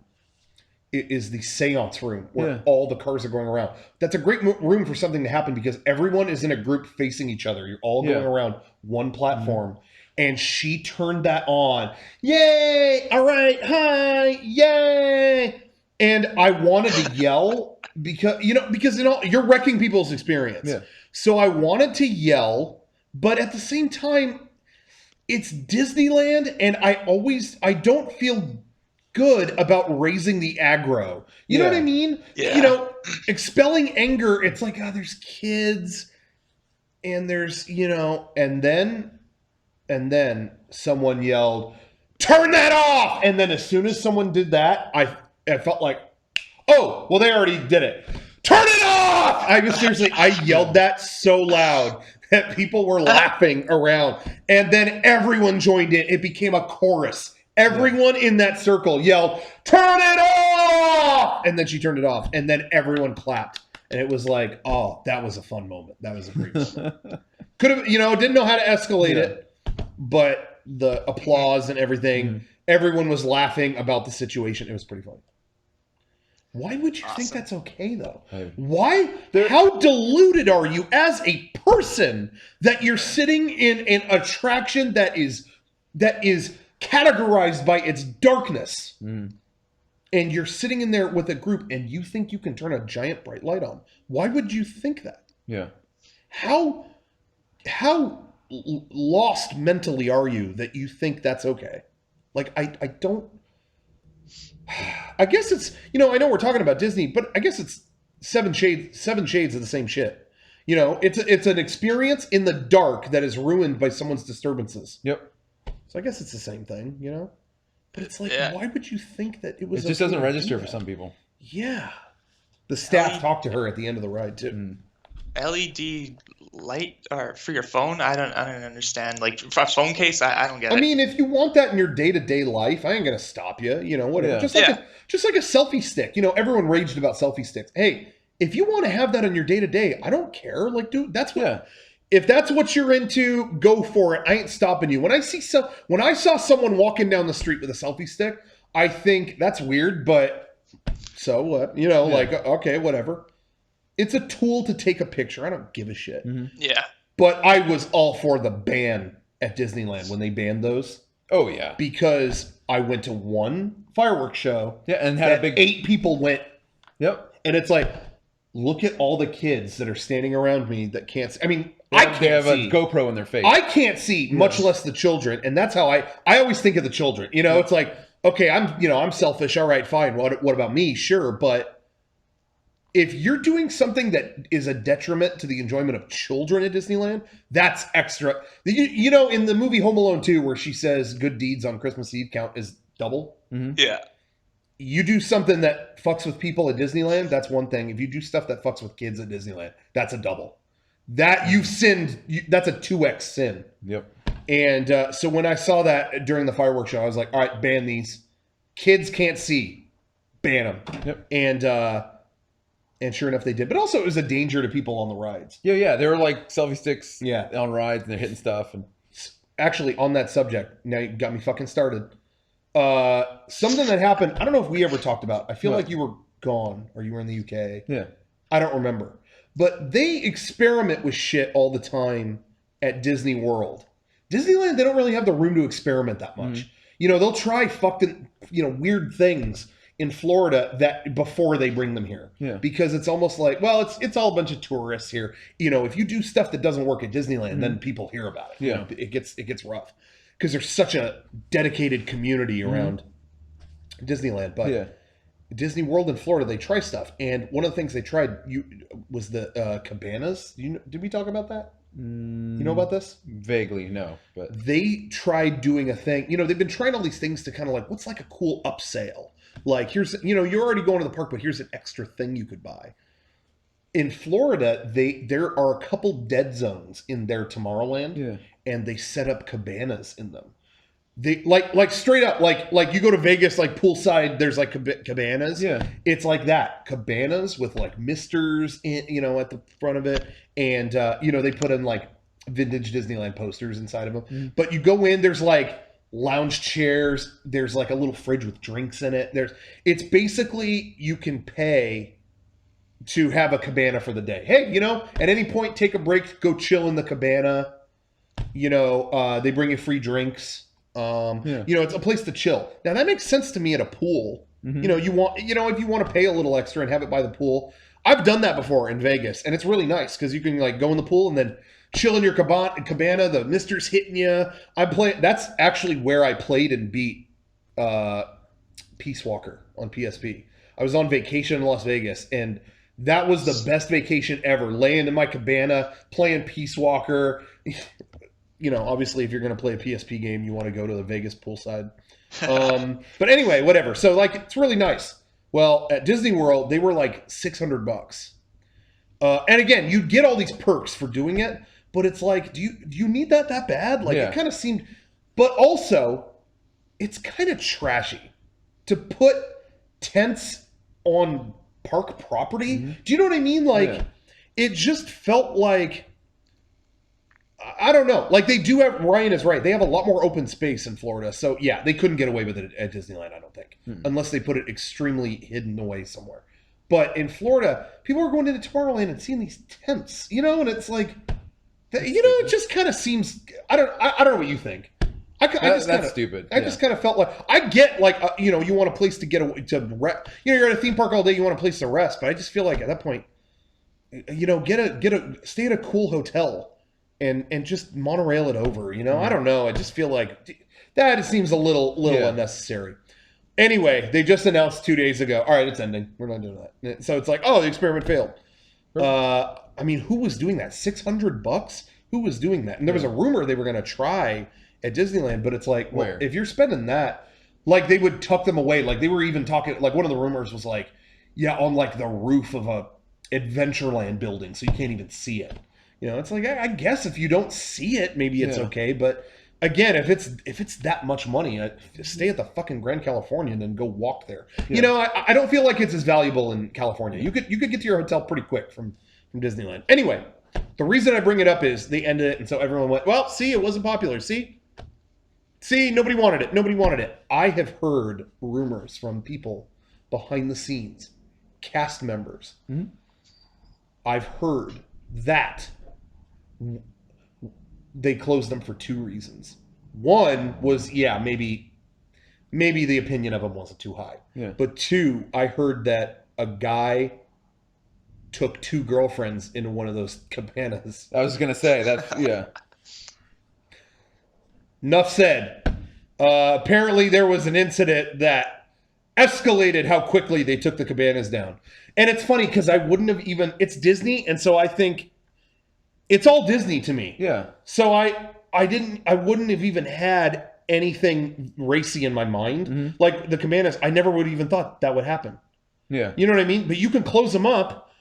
But to me, it's all Disney. So that could never happen. But it's like, well, no, you're giving your guest the power of the property there. Like. You give them a private space. Yeah, anyway, I guess I don't think you'll see that on any news sites. But from what I have heard, there was an incident, and like people were like, "Oh, we didn't even think about that." So, not good. Don't do bad stuff. Nope. Anyway, well, thank you guys. I just thought I'd share Ryan that. says on in the chat, "People fuck at Disney every day." Oh yeah, Ryan. Oh, you know examples where? I remember reading a website once that was like trying to be edgy, and it did have like. Here's where you can fuck at Disneyland. I read it like a top 5 article. I think right now I said like, it was like all these hacks and stuff to do things you're not supposed to do. Yeah. And it's just like, if you can sneak in these little bottles of alcohol and put them in the Dole Whip, have a alcoholic Dole Whip, and it's just like, oh, cool. You did it. You did it. I see stuff like that all the time. That's like, here's how you get fucking edibles into Disneyland. It's like, I don't know. I just go and I go on the rides. Have fun. Yeah. I don't know. But it was some list like that where it was like edgy shit. Yeah. This was in like 2001. I think I read this. Really? I mean, it was a long time ago. And I remember one of the things, the number one thing Yeah. on the list was It's a Small World. Yeah. And it was such a detailed it was like, all the rides have cameras and night vision, and sometimes people hiding and they're watching you. But Small World, in the middle of it's so old, they have not installed security implementations. And halfway through the ride, I forget what country it was, but it was like, we can confirm there is no security visibility. So on a day where there's no one in the park, this is where you get nasty. And it was like, I mean, it being Small World by nature wasn't enough to have you not do that. Like security was the thing that got you to not go. I don't know. I would be scared. I would just be. I mean, all those kids singing to you. If you're already alone on that ride, it's already scary. Yep. You don't need security to make it scarier. It's already every child of every nation is looking at you and singing. Like, anyway. But I just remember it was like, we checked and there is no... I think there's one building according to this article, there was a building in Small World that is actually a security tower. Like, there's some structure that's in the ride where security can actually watch through it and look at everybody. And I don't know what it was. I don't know. Maybe that's wrong. But I guess after that, until the end, there was no security. So yeah, get fucking nasty. Okay. Anyway. All right. Thank you, Juice Stand. Yeah, thanks for taking my call, guys. No Take problem. care. Thank you. Juice Stand. Oh, the Juice Stand at Disney. That's where you can get fucking nasty. Connor. Hey, Connor. how's it going? How's it going? Not too bad. Okay. What's up? Yeah, sorry, there might be a lag because I'm calling from the UK. But Wow, yeah, okay. I had a sort of theatre. It's more of a fuck up than a fuck head, but I guess I'll tell you anyway. Okay. But it was a few years ago when the new Man of Steel film came out. Okay. And, it was all going fine and we were just watching it as usual. And then halfway through the film, it just froze. And Whoa. yeah, it just stopped. And we were like, okay, this is weird. I've never had this happen before. So, just for a few minutes, nothing happened. We were just watching this one frame of Man of Steel. And then suddenly this guy comes in. He's like, oh, sorry, guys, we're going to have to reset it. And then it just took me out so much when they basically minimized the window of this like VLC media player. Oh And my I was just God, like- what? I was just like, it just took me out the whole. I mean, it was Man of Steel, so it could have been could have been worse. But Yeah. I was just so taken out of the experience. I'm like, oh, I could just do this at home. Like it's just VLC. Yeah. Mhm. And I mean, they gave us like a free, like, oh, sorry, you can come back and watch a film for free. So Was this a wasn't legitimate too theater? bad. Like, it was still a chain. It was a smaller chain, but it Yeah. wasn't like a massive one. But it was like a legit place, and well, I thought it was legit until I saw that it was just like they had this file and it was just on like this media player. And then the worst thing is that they didn't know. Like it was like there was no staff watching the film. So like, where did you get to? Where did you get to? And then like the whole audience are like, oh, it was the bit where he's fighting the tank, and then he put it back like 15 minutes, like way too far back before yeah. the part we were at. So we had to. It was just so weird rewatching Rewatching everything. something. Yeah, like that we'd already seen in the theater. So I guess the cinema, the theater was the fuckhead there. They were, definitely. You forget how many things run off of like a desktop computer Yeah. until you see that. I've seen like arcade, like racing steering wheel arcade machines break, and Yeah. it'll boot up and it'll be like Windows, and Yeah. it'll be like a desktop with Yeah. folders on it, and I'm just like, this is an arcade machine. What the Yep. fuck? And yeah, it's just strange how that's all like just in the background of things. I like that. know. I keep bringing it back to Disneyland. I'm sorry. I'm really sorry. I apologize. It's okay. But Indiana Jones still runs on Windows 95. Yep. It did then, it does now. Mhm. Because why it runs? Why change it? Yeah, why change it? And I have heard rumors. I've heard rumors that they are working on. This is all again. There's always like behind the scenes cast member talk. I have heard that they're working on Star Wars Land stuff on Windows XP. Like really, XP came out in 2001, but it's like it still runs and it's so stable. Yeah. That I've heard. I don't know if that's true. Well, it depends on when they started working on it. Maybe they started working on it and built it all on XP, and they're like, okay, let's just stick with it. Don't know. Your story about the arcade reminds me about like arcade games not working. Reminds me that this barcade just opened just not too far away from me, and I'm like, oh cool, I'll go and check it out because there's nothing like it near where I am. So we'll go and check it out, and they have like most of the games are like fake cabinets. But the one they have Street Fighter on, it's like inverted color, like it's half inverted colors, but the background's okay, and it's just like, you thought, and it was like a kick-started bar as well. The actual thing was kick-started. Like you thought you'd actually like fix this before you open a working machine. But it was free, so it was alright. I will say, I have been at movies where they like special screenings. We're going to screen this, not first run movies, but we're going to play this old movie, or we're going to play this, or we're going to play that, where they play a Blu-ray.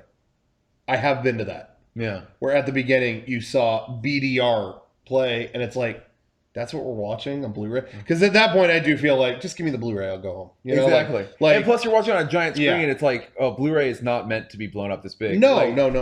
Now, hey, 4K Blu-ray's coming out. That could hold up. Exactly. Mostly. But still, film at a theater is still technically higher resolution than even that. So, but that's why you want to go, if you go to like midnight movies, stuff like that, you got to go to a theater where they really care. Because then you go like the ones, when we went and saw The Thing, it was like, all right, 35 millimeter showing. Yeah. I saw 2001 recently in Hollywood, and that they were like, we begged Warner Brothers for like just any film print so it would just look good. You know, you could see real film. That's a different experience than at home. You can't watch film at home typically. Plus that picks up so much. Like people don't really understand how good of a picture cameras from the 20s got. Yeah. Compared to like the richness of detail. Yeah. That and back then they didn't know about adjustment or correction. So they might have an image that doesn't look that great, but with today's technology you can crank it up and see detail that you can't get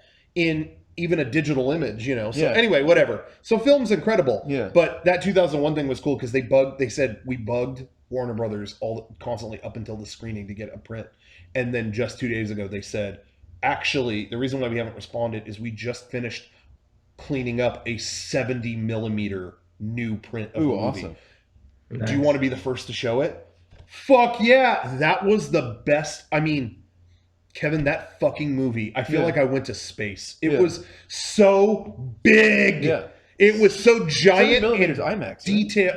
Pretty much. Not quite. I mean, IMAX specific film is like square that big. But 70 millimeter is in the realm. You have to show that in an IMAX theater. You can blow that up, and it'll be and that movie was originally showed Cinerama, like it was supposed to be big and wide.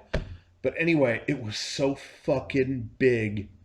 It was incredible, and that movie, in particular, it's funny. I've seen it at home a million times. I like that movie. I like 2001.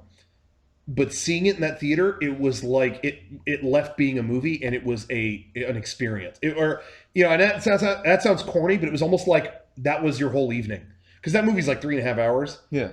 They kept the intermission. And it was so much fun because they had a little thing before it. The actors came out and like introduced it. And then they played it. It was fucking an hour and a half intermission. And then everyone they brought donuts, and they had a half-hour break. I mean, or I don't know how long it was, but it was a break, went and got food, came back, sat down, and then, okay, now we're going deeper into space. It really felt like you were on the journey. That's why I loved seeing The Hateful Eight in the it's an experience. Yeah, because, and only a few theaters were doing it, but luckily, a theater near us was doing it. Or like, That one still has all the gear for it. Yeah. And it was awesome. It had an overture at the beginning. Yeah. Intermission. It was all on film, so you're sitting in the theater and you can slightly hear the reels moving and stuff. And I just thought that was so cool hearing that again. Yeah. Because I hadn't heard that. It's all digital now. Yeah. And it was awesome seeing it like that. And it's gigantic because it's 70 millimeter. I'm not a digital hater. Yeah. I'm not saying digital can't be made to do great things, but there is an experience to film. Mm-hmm. There is an experience to film. You know, there are strides all the time. It used to be, no, fuck that. If you film a movie digitally, it looks like shit. I mean, that used to be hard line. That's it. But then, you know, like Drive came out and it's like, this movie has a great look. And they shot it on Alexa on a digital camera and it looks great. You know, so things will only get bigger and better, but there is an experience to film. There is an experience. I just think no matter what, even if you show your film digitally or with film, there needs to be some experience to seeing it in the theater that's not just at home. So if you're playing fucking VLC or a Blu-ray, I don't know. You know, if you're showing something on a Blu-ray that like isn't out yet, that's another story. Okay, there just has to be some reason for us to all be here in the theater. You know, I think when they played, I saw something in advance and they played it on a Blu-ray, but that was fine because it was like, well, you can't see it anywhere else. Fine. Yeah.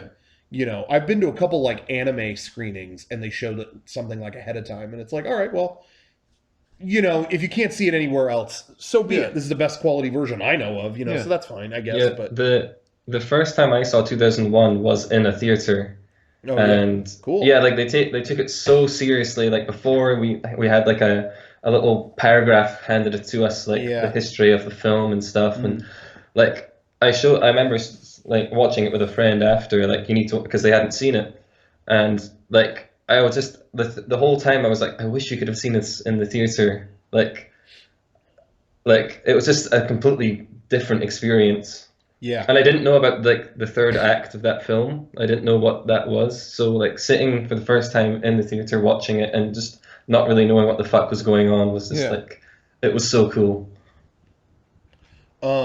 Yeah, it's there's just something different about it, and I think that's important to have something, you know. And I didn't really particularly care for like Peter Jackson did that like high frame rate Hobbit thing. Yeah, I saw it as a novelty, but but at least he was trying to come up with shit that was a reason to like go check it out in theater. You know, it's like maybe I didn't like that, but it was still like it was an experience. I never seen a high frame rate movie before in the theater. And it was fascinating. Yeah, I wish they would do that.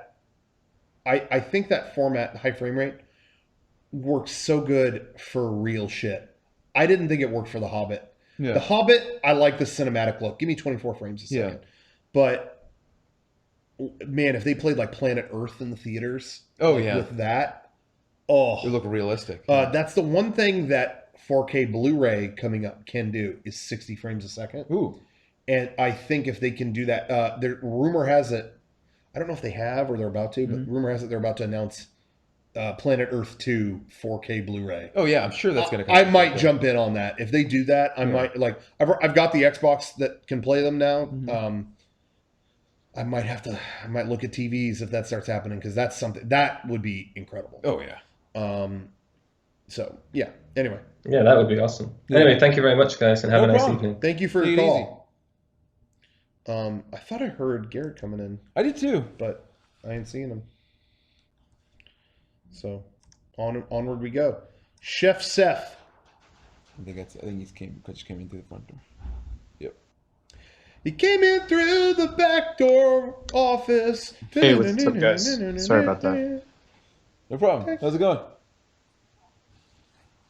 Hey, can you hear me? Piss dugout.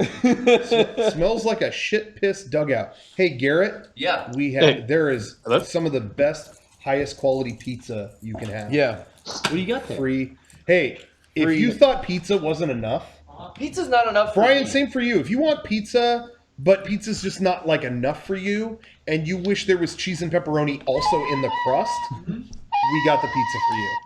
Okay, let's give it a shot. Yeah, get that cinnamon shit. I drank all of this, Garrett. Sorry. What is that? Dr. Pepper. Yeah. Oh man, original. Old Dr. Pepper. Drank it all. Dr. Pepper. Oh, look at that. This is nice. Yeah. Good for you. It is good for you. It is good. That is one They're thing. They're doing like a new pizza. It's called healthy pizza. Healthy pizza. Can I get Yeah. one of those paper towels? Oh, yeah. Who's on the phone? Yes. Chef. Hey. Oh, Yeah. there's Buffalo Ranch I was like, and Oh, there you go. Dip away. turkey garlic. I'm kind of running a little late. I should get the VR headset set up. Oh, that's what you're doing. Got to tonight, get it huh? calibrated and ready. See What are you we got playing? here. Okay. Via- All right. No, I'm gonna play the I'm Resident gonna- Evil good demo. Oh, you are. I'm Yeah. gonna announce it just straight. Sorry to cut you off here, but I'm gonna let the people know what you're doing Oh yeah. tonight. Garrett is doing the VR Martin Luther King experience. He programmed it himself, and It's a going mod. to be, it's someone modded Resident Evil 7 to be what Martin went through. Nah, it's gonna be Resident Evil 7. I'm just fucking around. But anyway, yeah, you're gonna. What is it? You're gonna beat the demo? Is that what it is? Yeah, I Okay. hope to. I still haven't seen the new demo. I've seen footage. Actually, that's probably what it's from. So maybe I have seen parts of it. But Yeah. That's So why I'm here. I'll be watching. I'll Cool. definitely be watching. Anyway, we were talking about real quick. Wanted to ask you guys today. What we're discussing. The topic of discussion That's good. is these are the official. Now wait till you get to the crust. You know, this pizza has cheese and pepperoni, but the crust, it's like a tribute to cheese and pepperoni. It's like, Whoa. hey, you thought you were done? Cheese and pepperoni inside. In the crust. In the crust. On top was not enough. Anyway, this is the official ceremony for the Theater Fuckhead Award. Who, when you've seen a movie, Oh yeah. who in your life has been the biggest fuckhead when you were in the theater? You know, experience, like who we were sitting next to, or something that pissed you off. I already told of the legendary post movie fuckhead where someone threw a bottle. Yeah. Jackass That wasn't 2. during the movie, but after. And the it credits, happened. yeah. So, do you guys have any other? That's got to be like the worst one for me because I don't have anything recent. I've been going to this one theater that's kind of Yes. far off, That's what we were talking about. and yeah, it's not a very crowded theater. It's Yeah. kind of in the backwoods. Yes. Yep. Yeah, And that's it's the best fucking, one to go It's to. great. Yep. And No one's there, It's and funny. it's awesome. Yeah. I don't. hope I they don't wouldn't go have out a lot of of. business. I wouldn't have a lot of recent ones either because I typically go there too. Yeah. Uh-huh. We're all talking Except, about the same one, right? yes, Yeah. except Sean and I, when Rogue One came out, were like, hey, you know what? Timing is way better at this mall theater. Let's just go to that. It's early, but it's early in the morning. Fuckheads ain't gonna be awake yet, so we'll just go. We were wrong. The fuckhead followed us. They sat behind us. Oh. No. I swear it was the same girl that asked if this is what it's like to be derez during Tron. She clapped and cheered for every reference to anything. Not Oh even my big God. moments. You know, there are big moments in Rogue One. Not even those. It was, yeah, so what do you think we should do about the Death Star? Woo! Hey, so there's this one guy I need to talk to. God, what's his name? Yeah, Darth Vader. Woo! Oh! Should have hit her. I mean, we were just like, well, Sean and I, by the end of the movie, Sean and I, being the gentlemen we were, just started imitating her. You're right. You shouldn't hit her. Yeah, believe it or not, we shouldn't. No, but at the end, we were imitating her. And then when it went to credits and it said directed by Gareth Hedrick, Oh man, I think like that Aquabats panel that we've talked about was pretty bad. Oh, yeah, that wasn't even a movie. That was a panel. Yeah, and we told them to be quiet. I believe the exact words were, shut the fuck up. Yeah, I think you told them that, right? Yeah. I don't think I've ever been that vulgar to someone making noise. To Typically, preteens. if I need to like get involved, it's like shh, or please stop, or and even that I feel bad. Yeah. With that crowd behind us at the Aqua, I feel bad because the Aquabats, they're all about positivity and fun, super rad. Told them to But there shut was a the group. fuck up. There was a group saying They didn't even know what they were making in. these like vulgar jokes through the whole panel over and over after every word they said. Oh. So it was like, all right, unload. Yeah. And and then they left. I remember it wasn't the worst person in the crowd. I just remember going to see episode 7 with Eric, and the movie started, and somebody went, woo, and Eric went, shut up. Oh, Oh, I would have done that too. If it's it's rare that I would be so aggro from the get-go. That sounds like a weird sentence, but I was so excited for Tron because it had been that if you remember up to that point, that was the longest since a sequel had ever come out. Like Tron came out in '82, and then 28 years later, we're getting the follow up. So I was fucking stoked on that. And then that girl, when that girl asked about being de-resed in the first minute, it was like, stop, you have to stop. Yeah. Just I will not, I can't Something go on. burst out from inside I'm you. so excited. That was I hate to throw him under the bus, sorry. Great guy. That was our good friend Sean Legerton, if you remember Sean Legerton. Yeah. If you remember him in version 3, bashing cars in with a tire iron. Angry guy. In real life, couldn't be nicer, more peaceful. I saw The Dark Knight with him. And he is such a Batman fan. I think he's a DC guy. Really? I know he likes Marvel too, but I think he's a DC guy. Going into The Dark Knight, he was like, oh my God, Rocco, I'm gonna lose it. I've never seen him. I've never seen that guy like that. And he was like, oh my God. And electrified. then one person said something. It was like, yeah, where's the Joker? And it was like, you gotta stop. You're gonna wreck it for everybody. You're gonna wreck it. Oh my You gotta God. stop. You're gonna stop right now? You're gonna stop. It was like, oh man, don't say a word. Unleash the beast. And it was, he was like, I've never seen anyone with eyes that big during a movie. He was just like, oh my God, he was enjoying it so much that anybody who tried to inhibit that was like, Hey, I gotta go set up. I got, Chief here looking at me. oh yeah. Yeah, sorry. I didn't want Video to just kind of randomly kicked in. Yeah. But anyway. Yeah, I turned it on to remind you guys I was here. So. Oh yeah. Well, we knew, but the call's not over. Oh. Not what we said. It's not over till we say it's over. It's not even over.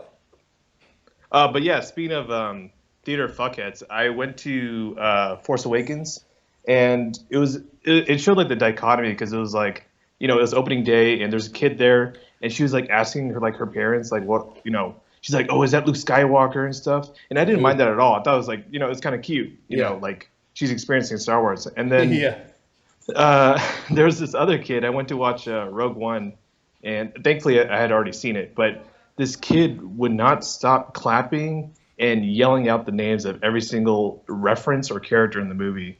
It was like that Red Letter Media skit. Yeah. It's just oh, Darth Vader. Oh, lightsaber. It's please. I couldn't say you don't anything. need to announce these things. They're in it. We get it. Yeah. Yeah, it's everyone's here for the same reason. And that's what I've told. I've told this to Kevin before, and everyone's tolerance is different. So I'm just speaking for myself. If I'm at a movie theater, it's a midnight showing, movie just came out, it's Star Wars, whatever. I use this example all the time. I saw Return of the King, the final Lord of the Rings movie, at midnight. Great crowd. And then you got to that battle towards the end, and Legolas jumps on that fucking elephant thing and takes it out with all the arrows, and then he rips the thing off it, throws the guy off of it, takes that elephant down, and then effortlessly hops off of it. The crowd cheered. I didn't mind because the excitement ramped up to a point that this packed theater got excited. Yeah. That to me was a natural reaction. Yeah. Everyone was like, yes, that was so good. And that was it. Then they quieted down and it was over. I don't mind excitement. I don't mind a cheer or a whatever when it's exciting. It's arbitrary bullshit that when you're just cheering because someone walks in, when you're cheering because they said Darth Vader, that I can't stand. And also, I don't think there's any context to yell out words or a sentence. I don't care how excited you are. Shut up. If you yelp because you just got excited, I understand. You're a human. But anyway, that's just my 2 cents. I feel like there's a difference between excitement and arbitrary, Yes, Darth Vader, woo! We all see him. Yeah. It's all good. Yeah, I think it's all about the crowd, everyone being on the same page. Yeah. Because I know you guys harp on Marvel movies. Yeah. And deservedly so. But I remember seeing Avengers, opening night with, all Marvel, fans. And when you see Hulk come in and do his thing, or the Thanos reveal, again, I know it's kind of cliche, but everyone's on the same page and clapping and have a good time. So, when you have that disconnect where it's people who know how to behave and other people who don't, it just ruins it, for everybody who's not an asshole. Yeah. Yeah, it was just a bummer during Rogue One. There were lines of dialogue we did not get because of this monster behind us. So, to be fair, you can't hear any dialogue in that movie. Exactly. Yeah. Well, so anyway, thank you for your call. Yeah, no problem. You guys have a good one. All right, you too. Take it easy. Take care. Let's talk I to. need this dessert. What's this about? There's a cinnamon thing. Cinnamon, Hey, whatever's crazy left, bites. whatever's left, that's all yours. Yeah, go for it. But Go you nuts. may go crazy. They're good. I'm in the crazy bite. If you're okay with Oh yeah, the crazy dip into bite, that leftover. Ooh. yeah, get that leftover cinnamon residue. Hell yeah. Yeah. Crazy. Did you? Are you're still sane after that? I am. Okay, good. So you can keep it together. You're good at that. Mm-hmm. All right, let's talk to Ryan. Oh. Sick. Hello. Hey, what's up, man? Ryan, who gets the Theater Fuckhead Award? Well, you were bragging in the chat that you snuck a bucket of KFC in the theater, so maybe it was you. No, well, Because if the whole theater could smell that, They probably could. they're gonna hate you. Yeah, because they're gonna want some. Yeah, they're gonna. Did you bring enough for everybody? I mean, we did share with the people around us because there was a large group of us, Okay. and we ate it before the movie started because this was while we were waiting for Spider-Man 3 actually, Oh, wow. and we did Same. the Let's thing talk about where we waited for a couple hours. Okay, fair enough. That's pretty good. But I have two considerations to put in for the movie Fuckhead Award. Yes. Okay. The first one is sort of like everybody else's, the yelling. When I saw, not Resurrection, what was the first DBZ movie? Battle of Gods. Battle of Gods. Yes. Yeah, there was a guy sort of like everyone else, yelling everyone. Oh, hey, it's Goku! Yeah. Over 9,000. But the one that finally got the theater to turn on him is that when Bulma showed up, he yelled, "Yo, I bet Bulma's got a fat ass," and that What? was the one where like people were okay with it, and that's when he started getting boos. So that's my yelling guy. Yeah, what a dumb. Yeah, at the midnight movies that we were going to for a little while. Yeah. That Garrett and I went to a couple. We went to a few, and people would yell stuff, and there was one guy that would at all of them yell, "Put it in her shitter." Oh, yeah. And like people gave it a giggle when we saw the Evil Dead movies. The atmosphere there was very rowdy. It was Evil Dead, Army of Darkness, so it was very okay, whatever. But then he tried that shit during Alien and The Thing, and immediately it Turned on was you gotta shut the fuck up over. The rest of the movie's silent. Nice. So yeah, I can definitely sympathize with that. Okay, so you had a second one. Okay, yeah, this one's a little bit different than everybody else's, and I think I might have talked to you about this before, but when I went to see Drag Me to Hell, I saw it at up in Portland at just some ratty mall theater, and Sure. it was only me and one other guy. It was kind of nice, but right as the movie starts, this lady walks in with like 6 kids. Oh no. One of them was like a baby too. Uh-huh. The kids started playing fucking tag during the opening of the movie, and the baby was screaming.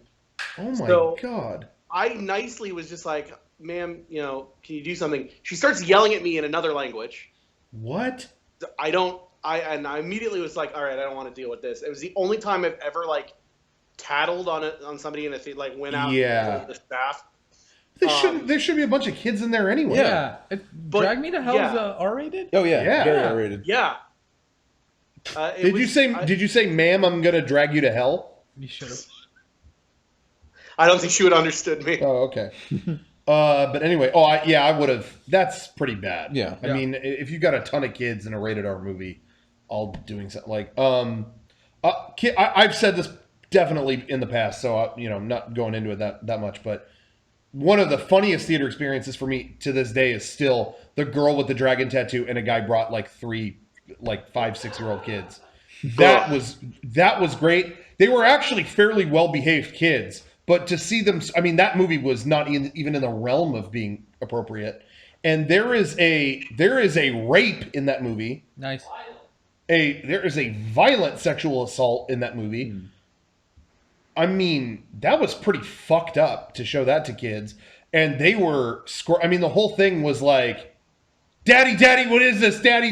That made me. It's fucked up, but I was laughing. I mean, it was just like this is the worst thing you could have done. Yeah. And then the best part was that later in the movie she makes out with another girl, and that was when the dad went, "Oh, come on," and took the kid out. After all the horrible things in that movie, that was what he took them. It was like, "Oh, come on, let's go." That's So great. anyway, that was really, really cool. Jeez. Great. That reminds me, have I ever told you about the time that me and Jason Cryer went to see Spring Breakers? No. No. So it's me, Jason, and his girlfriend Mary, and we go in. There's really no one there, and a man walks in with a 14-year-old girl, and we figure, all right, they've accidentally thought that this is, it's Selena Gomez. They think this is, like a fun movie. Yeah. So we bet how long into the movie, because we'd each already seen it at this point. Yeah. I'm just imagining the opening to the movie right now, and that Yeah. Nice. And so we bet on how long until they walked out. They stayed for the whole fucking movie. What? Whoa. Pay for a ticket, man. Yeah, Man. apparently. I don't know, but Big Gomez fan. But yeah, those are my movie fuckhead awards. Well, I still think, hey, I'm still saying it's you, because you bring KFC to a theater, it's going to smell like that all night. Yep. Everyone's going to be like, "Oh, that smells so good. Where is it?" And I don't think you shared nearly enough. So But I think you lose. Oh man, but Yeah. I mean, right now, if someone had KFC in the corner of our warehouse, We would wouldn't know you it. smell it and go, Oh, yeah. "Give me a piece"? Where is Oh it? yeah. I don't even. It's funny. KFC is that thing where it's like, I honestly think of even having it maybe once a year. Yeah. Maybe. I have it whenever we get it here. That's it. Yeah, I never but go if and get someone it myself. brings it somewhere Oh, and I I smell it, definitely it's have like, well, I mean, I'm eating that. So Yeah. where is it? Like, Yeah. don't hold back. Yeah. So Ryan, I think you fucked with a lot of people that day. Yeah, I you're feel the like- winner. In all honesty, I don't know how anyone could top you, because even if you're making a noise, Yeah. maybe someone could sit far enough away. But if you got KFC, everyone in that You can't theater escape it. smelled it. I mean, I never even thought about that. Yep. Dude, you gotta this is a wake up call, man. Like you're bringing KFC to businesses. It's not fair. Well, I want to apologize to everyone in that theater back in 2004. Yeah. I'm really good. sorry about that. Hopefully they're watching. They're appreciative. I mean, you're probably. I mean, what? You hold Famous Bowls up in their face too? Jesus. No, but I did pass out biscuits to my whole row. That's pretty. I guess that would hold me over. Okay, fuck this whole stream concept. Favorite KFC item. Okay, I don't need to go extra crispy. I like standard recipe. I like the classic recipe KFC. But you're going sides. I feel like it's almost a crime to not have some form of potato. You got that. Yeah. So either the mashed potatoes or the wedges, whatever. But you gotta get the mac and cheese. I'm a mac and cheese guy. What do you think? If you're getting sides, what do you Sides, get? definitely coleslaw. I love their coleslaw. I'm not a slawman. Not Not a lot of slawman. people slawman. I'm a slawman. And macaroni and cheese is my Oh, two dude, favorites. is Mac there and still cheese. potato salad? It is still in there. Is it good? I can't tell you. I How don't long does know. potato they still salad have stay for? I don't know. It's been properly preserved in there, but I don't No. know. I'm I gonna gotta wager say- it's not good. I'm gonna wager that Best as well. sides. But you did eat 3-year-old peanut butter on the stream. Peanut butter don't Hero, go bad. That we used to put for traps and stuff like that. That's true. It hadn't expired yet. It hadn't? No. Oh. Still had 3 years. I remember So when it that's- expired. That's a good point. Good But time. I don't know. There is mayonnaise content in. There is. You're Mayonnaise playing- doesn't you're last playing as with long as fire. peanut You're butter. playing with fire. But mayonnaise can stay in the fridge for a while, like a month or two, bro. That is also true. That's true. Yeah. Oh man. Let's get to the bottom of this. I'm Yeah. All right, potato salad out. This Brian's gonna find out right now. This is a tangent. This reminds me. I've been watching this guy on YouTube. Yeah. And it's one of my new favorite channels to watch. Uh-huh. He collects MREs, meals ready to eat, for the military. Oh, I've seen this. And he has Yes. ones from like the 50s, and he will open them up, review them, and eat them if Yes. they're good. Like, it's fascinating to Yes. see these like time capsules of this peanut butter from World War II. Yeah. And he'll like put it on a cracker and eat it, and it's like that is the coolest thing to me. Yeah. Like seeing all this stuff finally get opened Yep. and like all these cans open. What? Used by January 7th.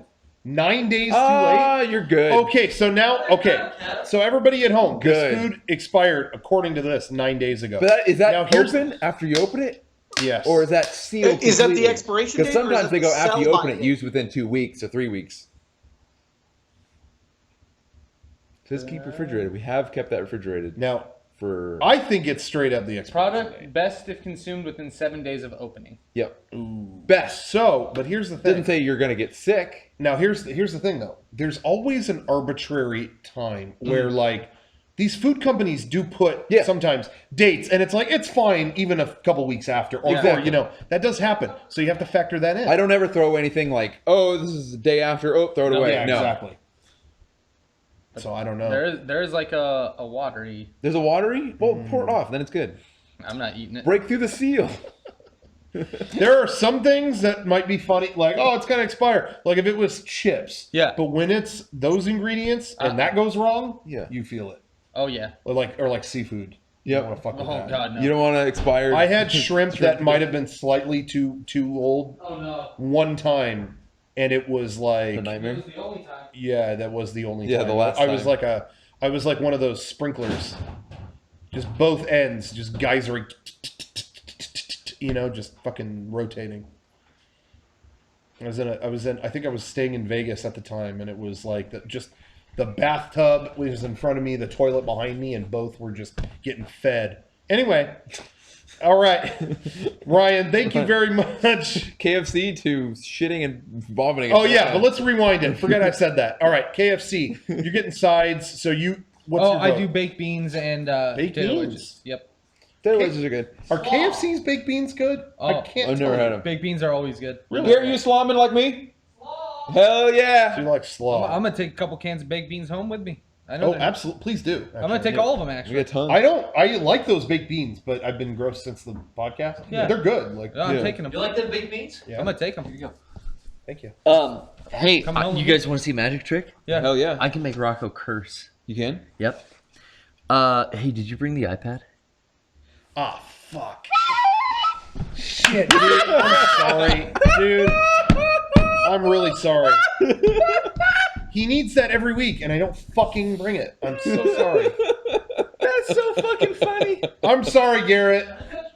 I'm so sorry. God damn it. Worth it for all that perfect time. Yeah, but man, Playing fuck. the flute after. I want him to do a good show. I Gone. want him to do a good show, and here I am. I leave that fucking tool at home every time. That's so funny. As he was saying it, I was like, "You're not going to get me to say it. You're not going to get me to. What can you do that first? Was he going to fart or something?" And he said that, and that just slipped out. I Oh, felt bad. fuck. Anyway, thank you, Bush's Baked Beans, for your wonderful bean footage. Thanks to that dog that keeps trying to give out that secret.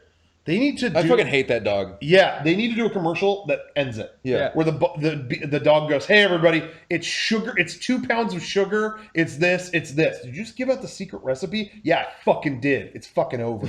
Bush's Baked Beans. Buy them or don't. Fuck off. Yeah. That just reminded me of End it like that. when they were going through the house of the KFC guy. And he goes, I don't know, some papers and holds up stuff. Oh, And yeah! It's all of the herbs and spices. Did you hear about Every that? single one of them.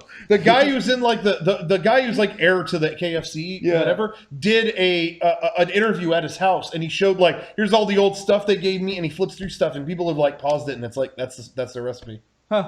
The herbs and 11 herbs and spices that spices, they wouldn't share. Oh yeah. It's Yeah, like here's he got them 'em. handwritten on a list. It's Yeah, like, and they nice. keep going, no, that's not them, no, and people are like, yeah, it's them, like that's them.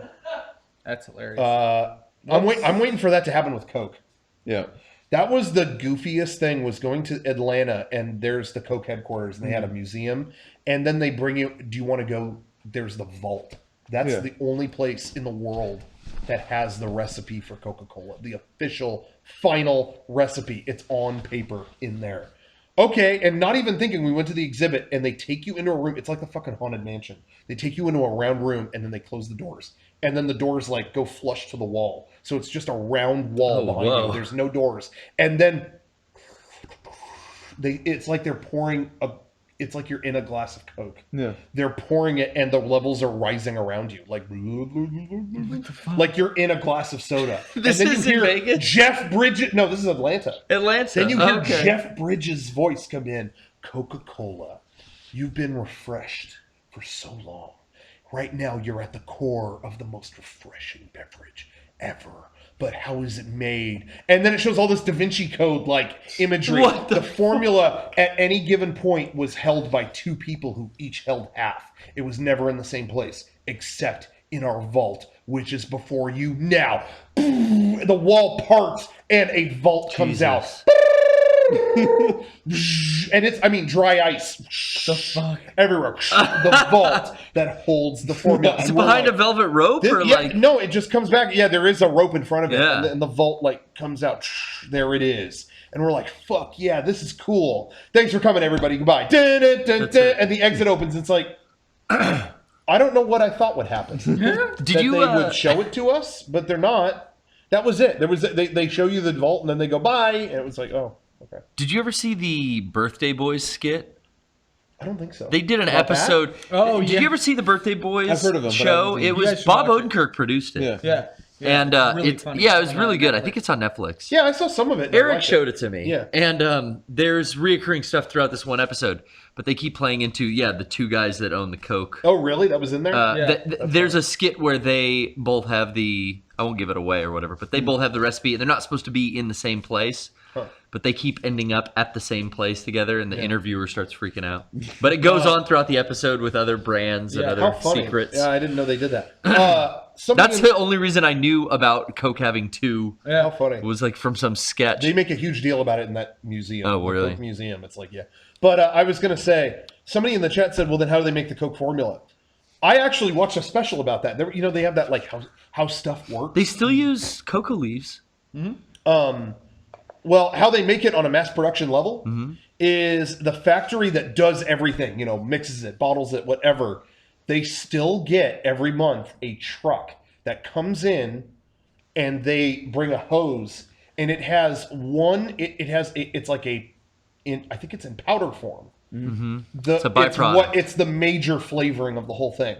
And they said every factory that makes Coke in the country still gets this truck every month, and they come in and they tie the hose to a thing outside that fills an underground reservoir with that flavoring, and then they drive off. And they said no factory knows what's in that. Like, that is put there. Dude, there are people cocaine. appointed to put that in there, and they do it. But the factory's like, even if you're at the head of the factory, you don't know what's in that stuff. Wow. They put that there, and then you can make the syrup from that. Like, they put that into all their products, or and all their whatever. But still, like, even at the top of the bottling chain, they don't know what that is. Isn't that crazy? Mm-hmm. They showed that, and I was just like, what? The weirdest thing too was how they making the glass bottles. I was not aware of. Or no. Just the plastic bottles. Oh yeah, they're little little cylinder They're fucking they're pellets. Yeah, and they blow them up. And then it's really cool. They just blast them so hard with hot air that they inflate around a fucking mold. That's it. What? Yeah.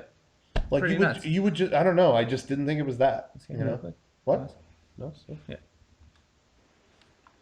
Might be hard to find the cursor. You might have to take a look. There you go.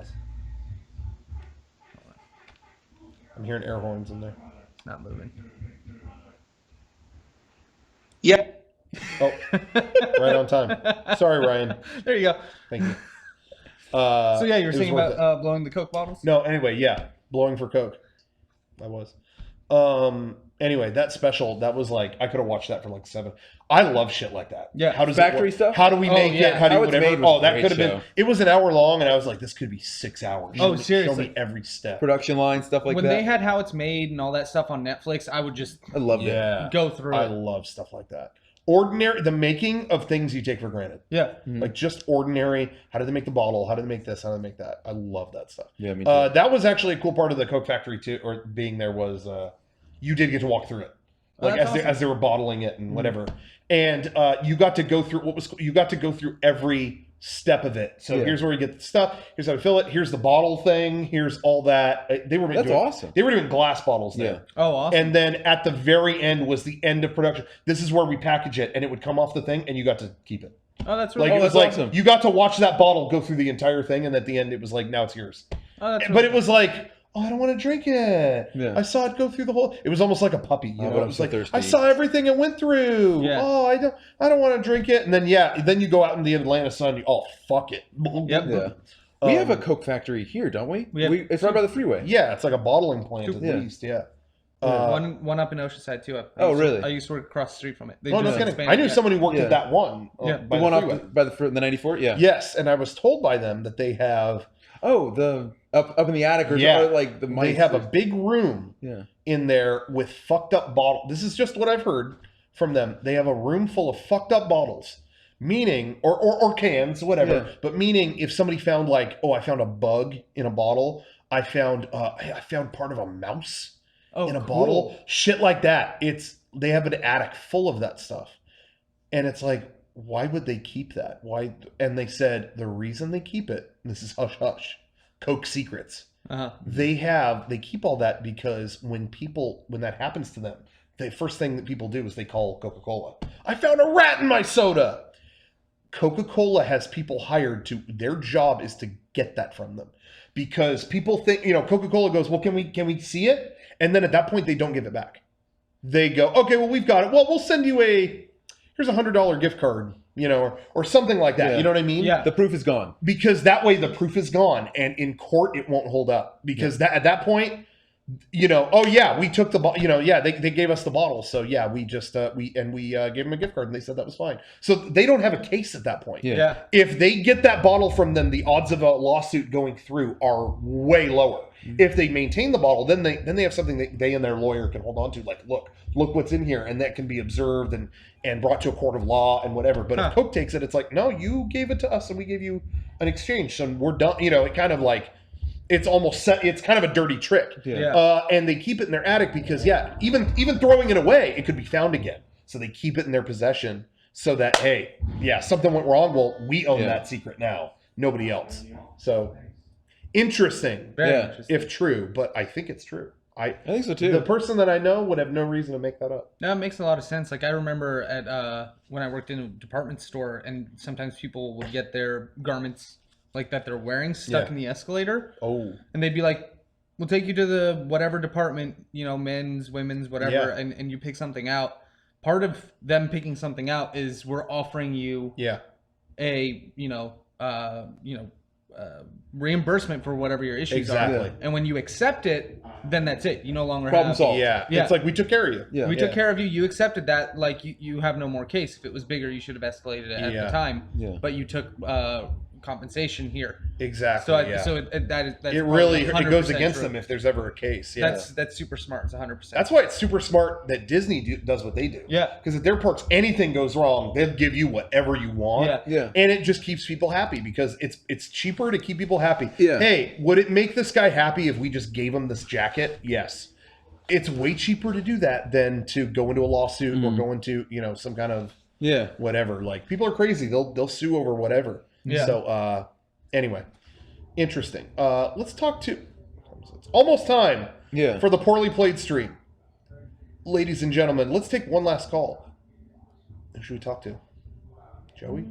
Sure. Joey. Whoa.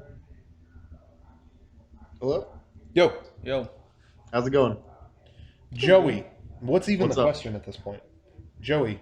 You guys are talking about movie theaters, then you're talking Yeah. about KFC, then Yeah. you're talking about Coca-Cola. So I don't even know. I mean, I have a theater story if you guys want to hear it. Cool. What happened to you? So I don't know if you guys do this in your theater or not, but on Tuesdays they have like discount tickets. Sure. I think Yeah. that's- Some theaters might. Some do theaters that. still do Yes. that. Yeah. I guess the logic behind it is who goes to see a movie on a Tuesday. Yeah. So like it's just a way to get people to buy like popcorn and stuff Yeah. on a day where no one goes. And that's usually when I go to the theater just to get away from like most people, because like kids aren't going to go, a lot of people aren't going to go on a Tuesday. So I get to see the movies that I want to see with my friends. Sure. But when Civil War came out, I was like, okay, I gotta see this the day it comes out. I'm so excited for this movie. Sure. I know you guys aren't a big fan of superhero movies, but like, I was really excited for it. Yeah. So I'm going. It was like a Friday night. Probably the biggest mistake of my life. That theater was packed to the brim with obnoxious children that like you couldn't believe. Like half of the theater was just these obnoxious children that wouldn't shut up. Oh, And like that is a risky run. And like in the middle of the movie, just like one kid would just yell out like some non-funny like crap, like "Go, you guys are gonna fight later." It's like, come on, dude. And like it wasn't just one or two people; it was like at least a quarter of the people in the theater. And it was just like one person would say something, and then it would egg on like another person on the other side of the theater. Like I was so excited going into that movie, and I was so disappointed going out just because, man, these fucking kids just ruined my experience. And like when it sucks so bad when you pay for something and you're so excited, and then just a bunch of kids just ruin your experience, or just people in general. That's why I always I know I keep bringing things back to Disneyland over and over and over, but don't go during grad night. Oh God, no, no, man, don't ever go because when that's they the have same any of thing. that shit. Well, I mean, if you got an annual pass, you can justify it like, well, fuck it. Ugh, this it sucks, but I can come Don't back. ever plan your I can trip come back in a week and Yeah. and it'll be different. So whatever, you barge it. But if you plan your vacation during that, you're gonna have a fucked up day. It's people yelling. It's like the whole cheer team is on your boat. Yeah. Frat idiots are like, not even that. Or they're like yelling what college they're gonna go to out in the middle of someone trying to talk. It's like, oh God, I don't want to be here. Anyway, remember, as we said, teenagers suck. Yes. Remember the Titans. The constant in the universe. Yeah, I think I'm gonna stick to movies on Tuesday for the rest of my life. So Have fun with that. Yeah, fuck going to the movie theater on weekends. Fuck it. All right, thank you, Joey. Fuck it. Thank you. It's got like 4 minutes till the PPS. 4 minutes. We're officially in the PPS countdown. I'm hearing the famous quote in Garrett's room over there. I'm hearing, "Can I lick your butt?" So he must be ready to do the show. He needs help. So anyway, thank you everybody for watching. Yeah. You know what? Josiah is here. We'll just get the final word from him. Yo, Josiah. What's up? All right, you got the final call, so give the final thought. All right, so I was Great listening to you angle. guys talking about the theater situation. Yeah. And my dad, it's really funny. My dad actually, every single time I go to a movie with him, he always has to make comments or talk in the middle of the movie. Ugh. Yeah. So literally, like, for example, we went to go see Star Wars, and like some scene will be happening. He'll be grabbing me, being like, "Oh man, that's so awesome! Look at that! Look at that!" I'm like, "Yeah, I see it." Or he's like, "Oh, it's just weird." But yeah. I've definitely been there. There's some people who always feel like they gotta point chime in. this out. it makes absolutely no sense why he does that. But what were your guys' thoughts on Rogue One? I gave it a 10 out of 10. I think it kicked Force Awakens ass, in my opinion. Just saying. But I never saw it. I never ended up seeing it. But you haven't seen it. But what would you say? 10 out of 10. All right. Nice. Yeah. Oh yeah. Sorry. Yeah. Go ahead. I was just gonna say I really liked it. I'm not gonna say stuff from it, specifics, but I ended up liking it. I went in not like, I don't know, just feeling like, is this going to be like a cash in? Is this going to be like a, just, I don't know. The trailers for me seemed kind of lifeless a little bit. I don't know.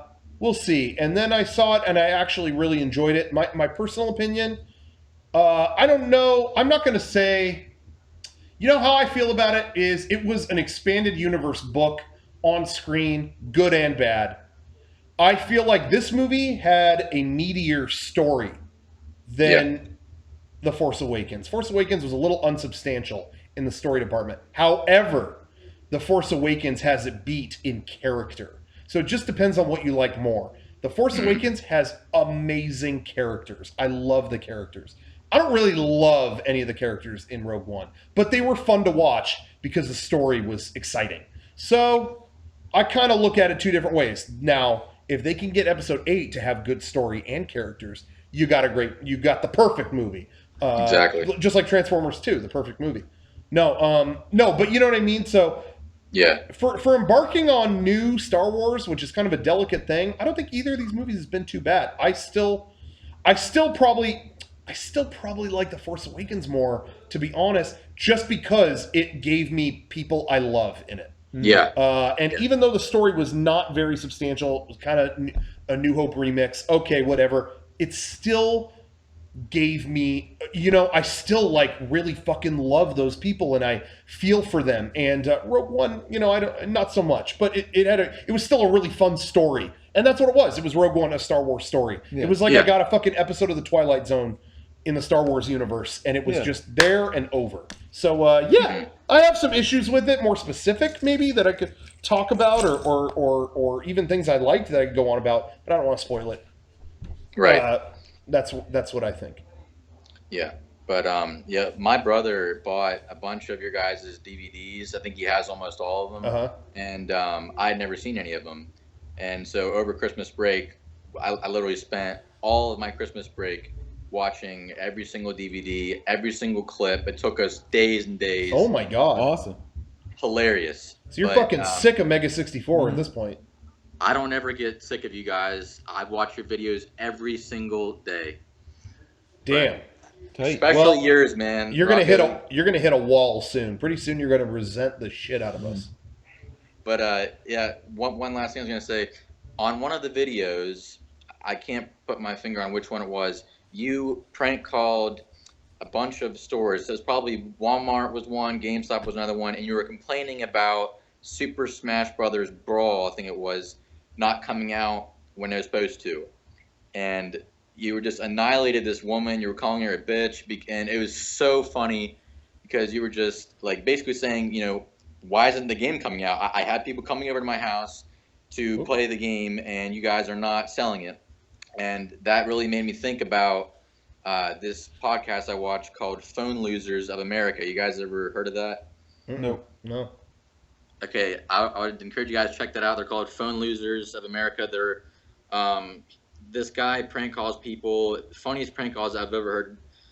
I probably listened to that podcast and your guys' podcast the most, but that was definitely the highlight of my Christmas, watching all those hilarious videos. A lot of the old ones too. A lot of your old ones from like 05, 06. And one of them is, I think it had to do with the caption was the best video in the world or something. And it was a home video of Sean and his sister. His sister was like a little tiny girl, and he had this. It was classic. Yeah, the greatest video ever made. Yeah. Oh, that one. Yep, that is. Yeah, Ginger. Mm-hmm. Well, I'm glad you enjoyed that. That is the greatest video of all time. So makes sense. I agree. But yeah, one last thing that I missed that you don't do as much on your personal channel is I love when you take your camera and film you guys going out to eat. Those are my favorite. Oh, okay. We got to do that again soon. Going to Denny's stuff? Yeah. They are so funny. You guys going out to the Hat, Yeah. Going to Jimmy's, just any place in Santee. I'm from Maryland, so I don't get to go out there. But if I ever do come out, which hopefully I will for game days one day, I want to go there. And I'm going to prove to everyone that it's as good as you say it is. All right. Well, there you have it. Thank you very much. Yeah. Thanks for your call. Yeah, appreciate it. Take it easy. Thanks again. Okay. Well, everybody, we have gone far over. In fact, you know what? We might just call off the PPS tonight. Garrett's going to be fucking pissed. Wait, what? Oh shit, he's going into blood rage. We got to we got to do the PPS right now. Hey, Garrett! You ready? No, not yet. Oh, fuck. I thought we were... Shit. Sorry, hold on. No, it's fine. I thought I was ready. No. Oh shit, I don't have anything. We got a vamp for how long? Shit, man.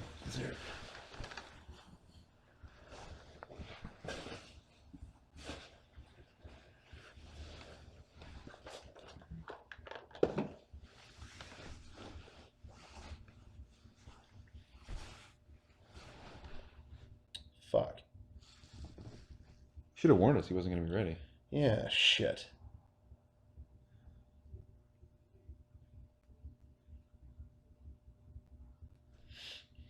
Fuck.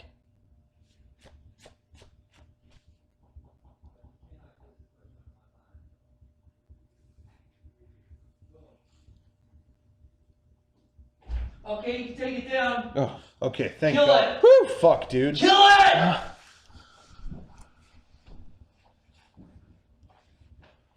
Fuck, man. Are we killing it or what?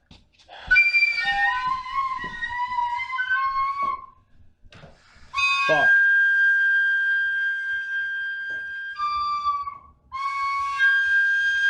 Fuck.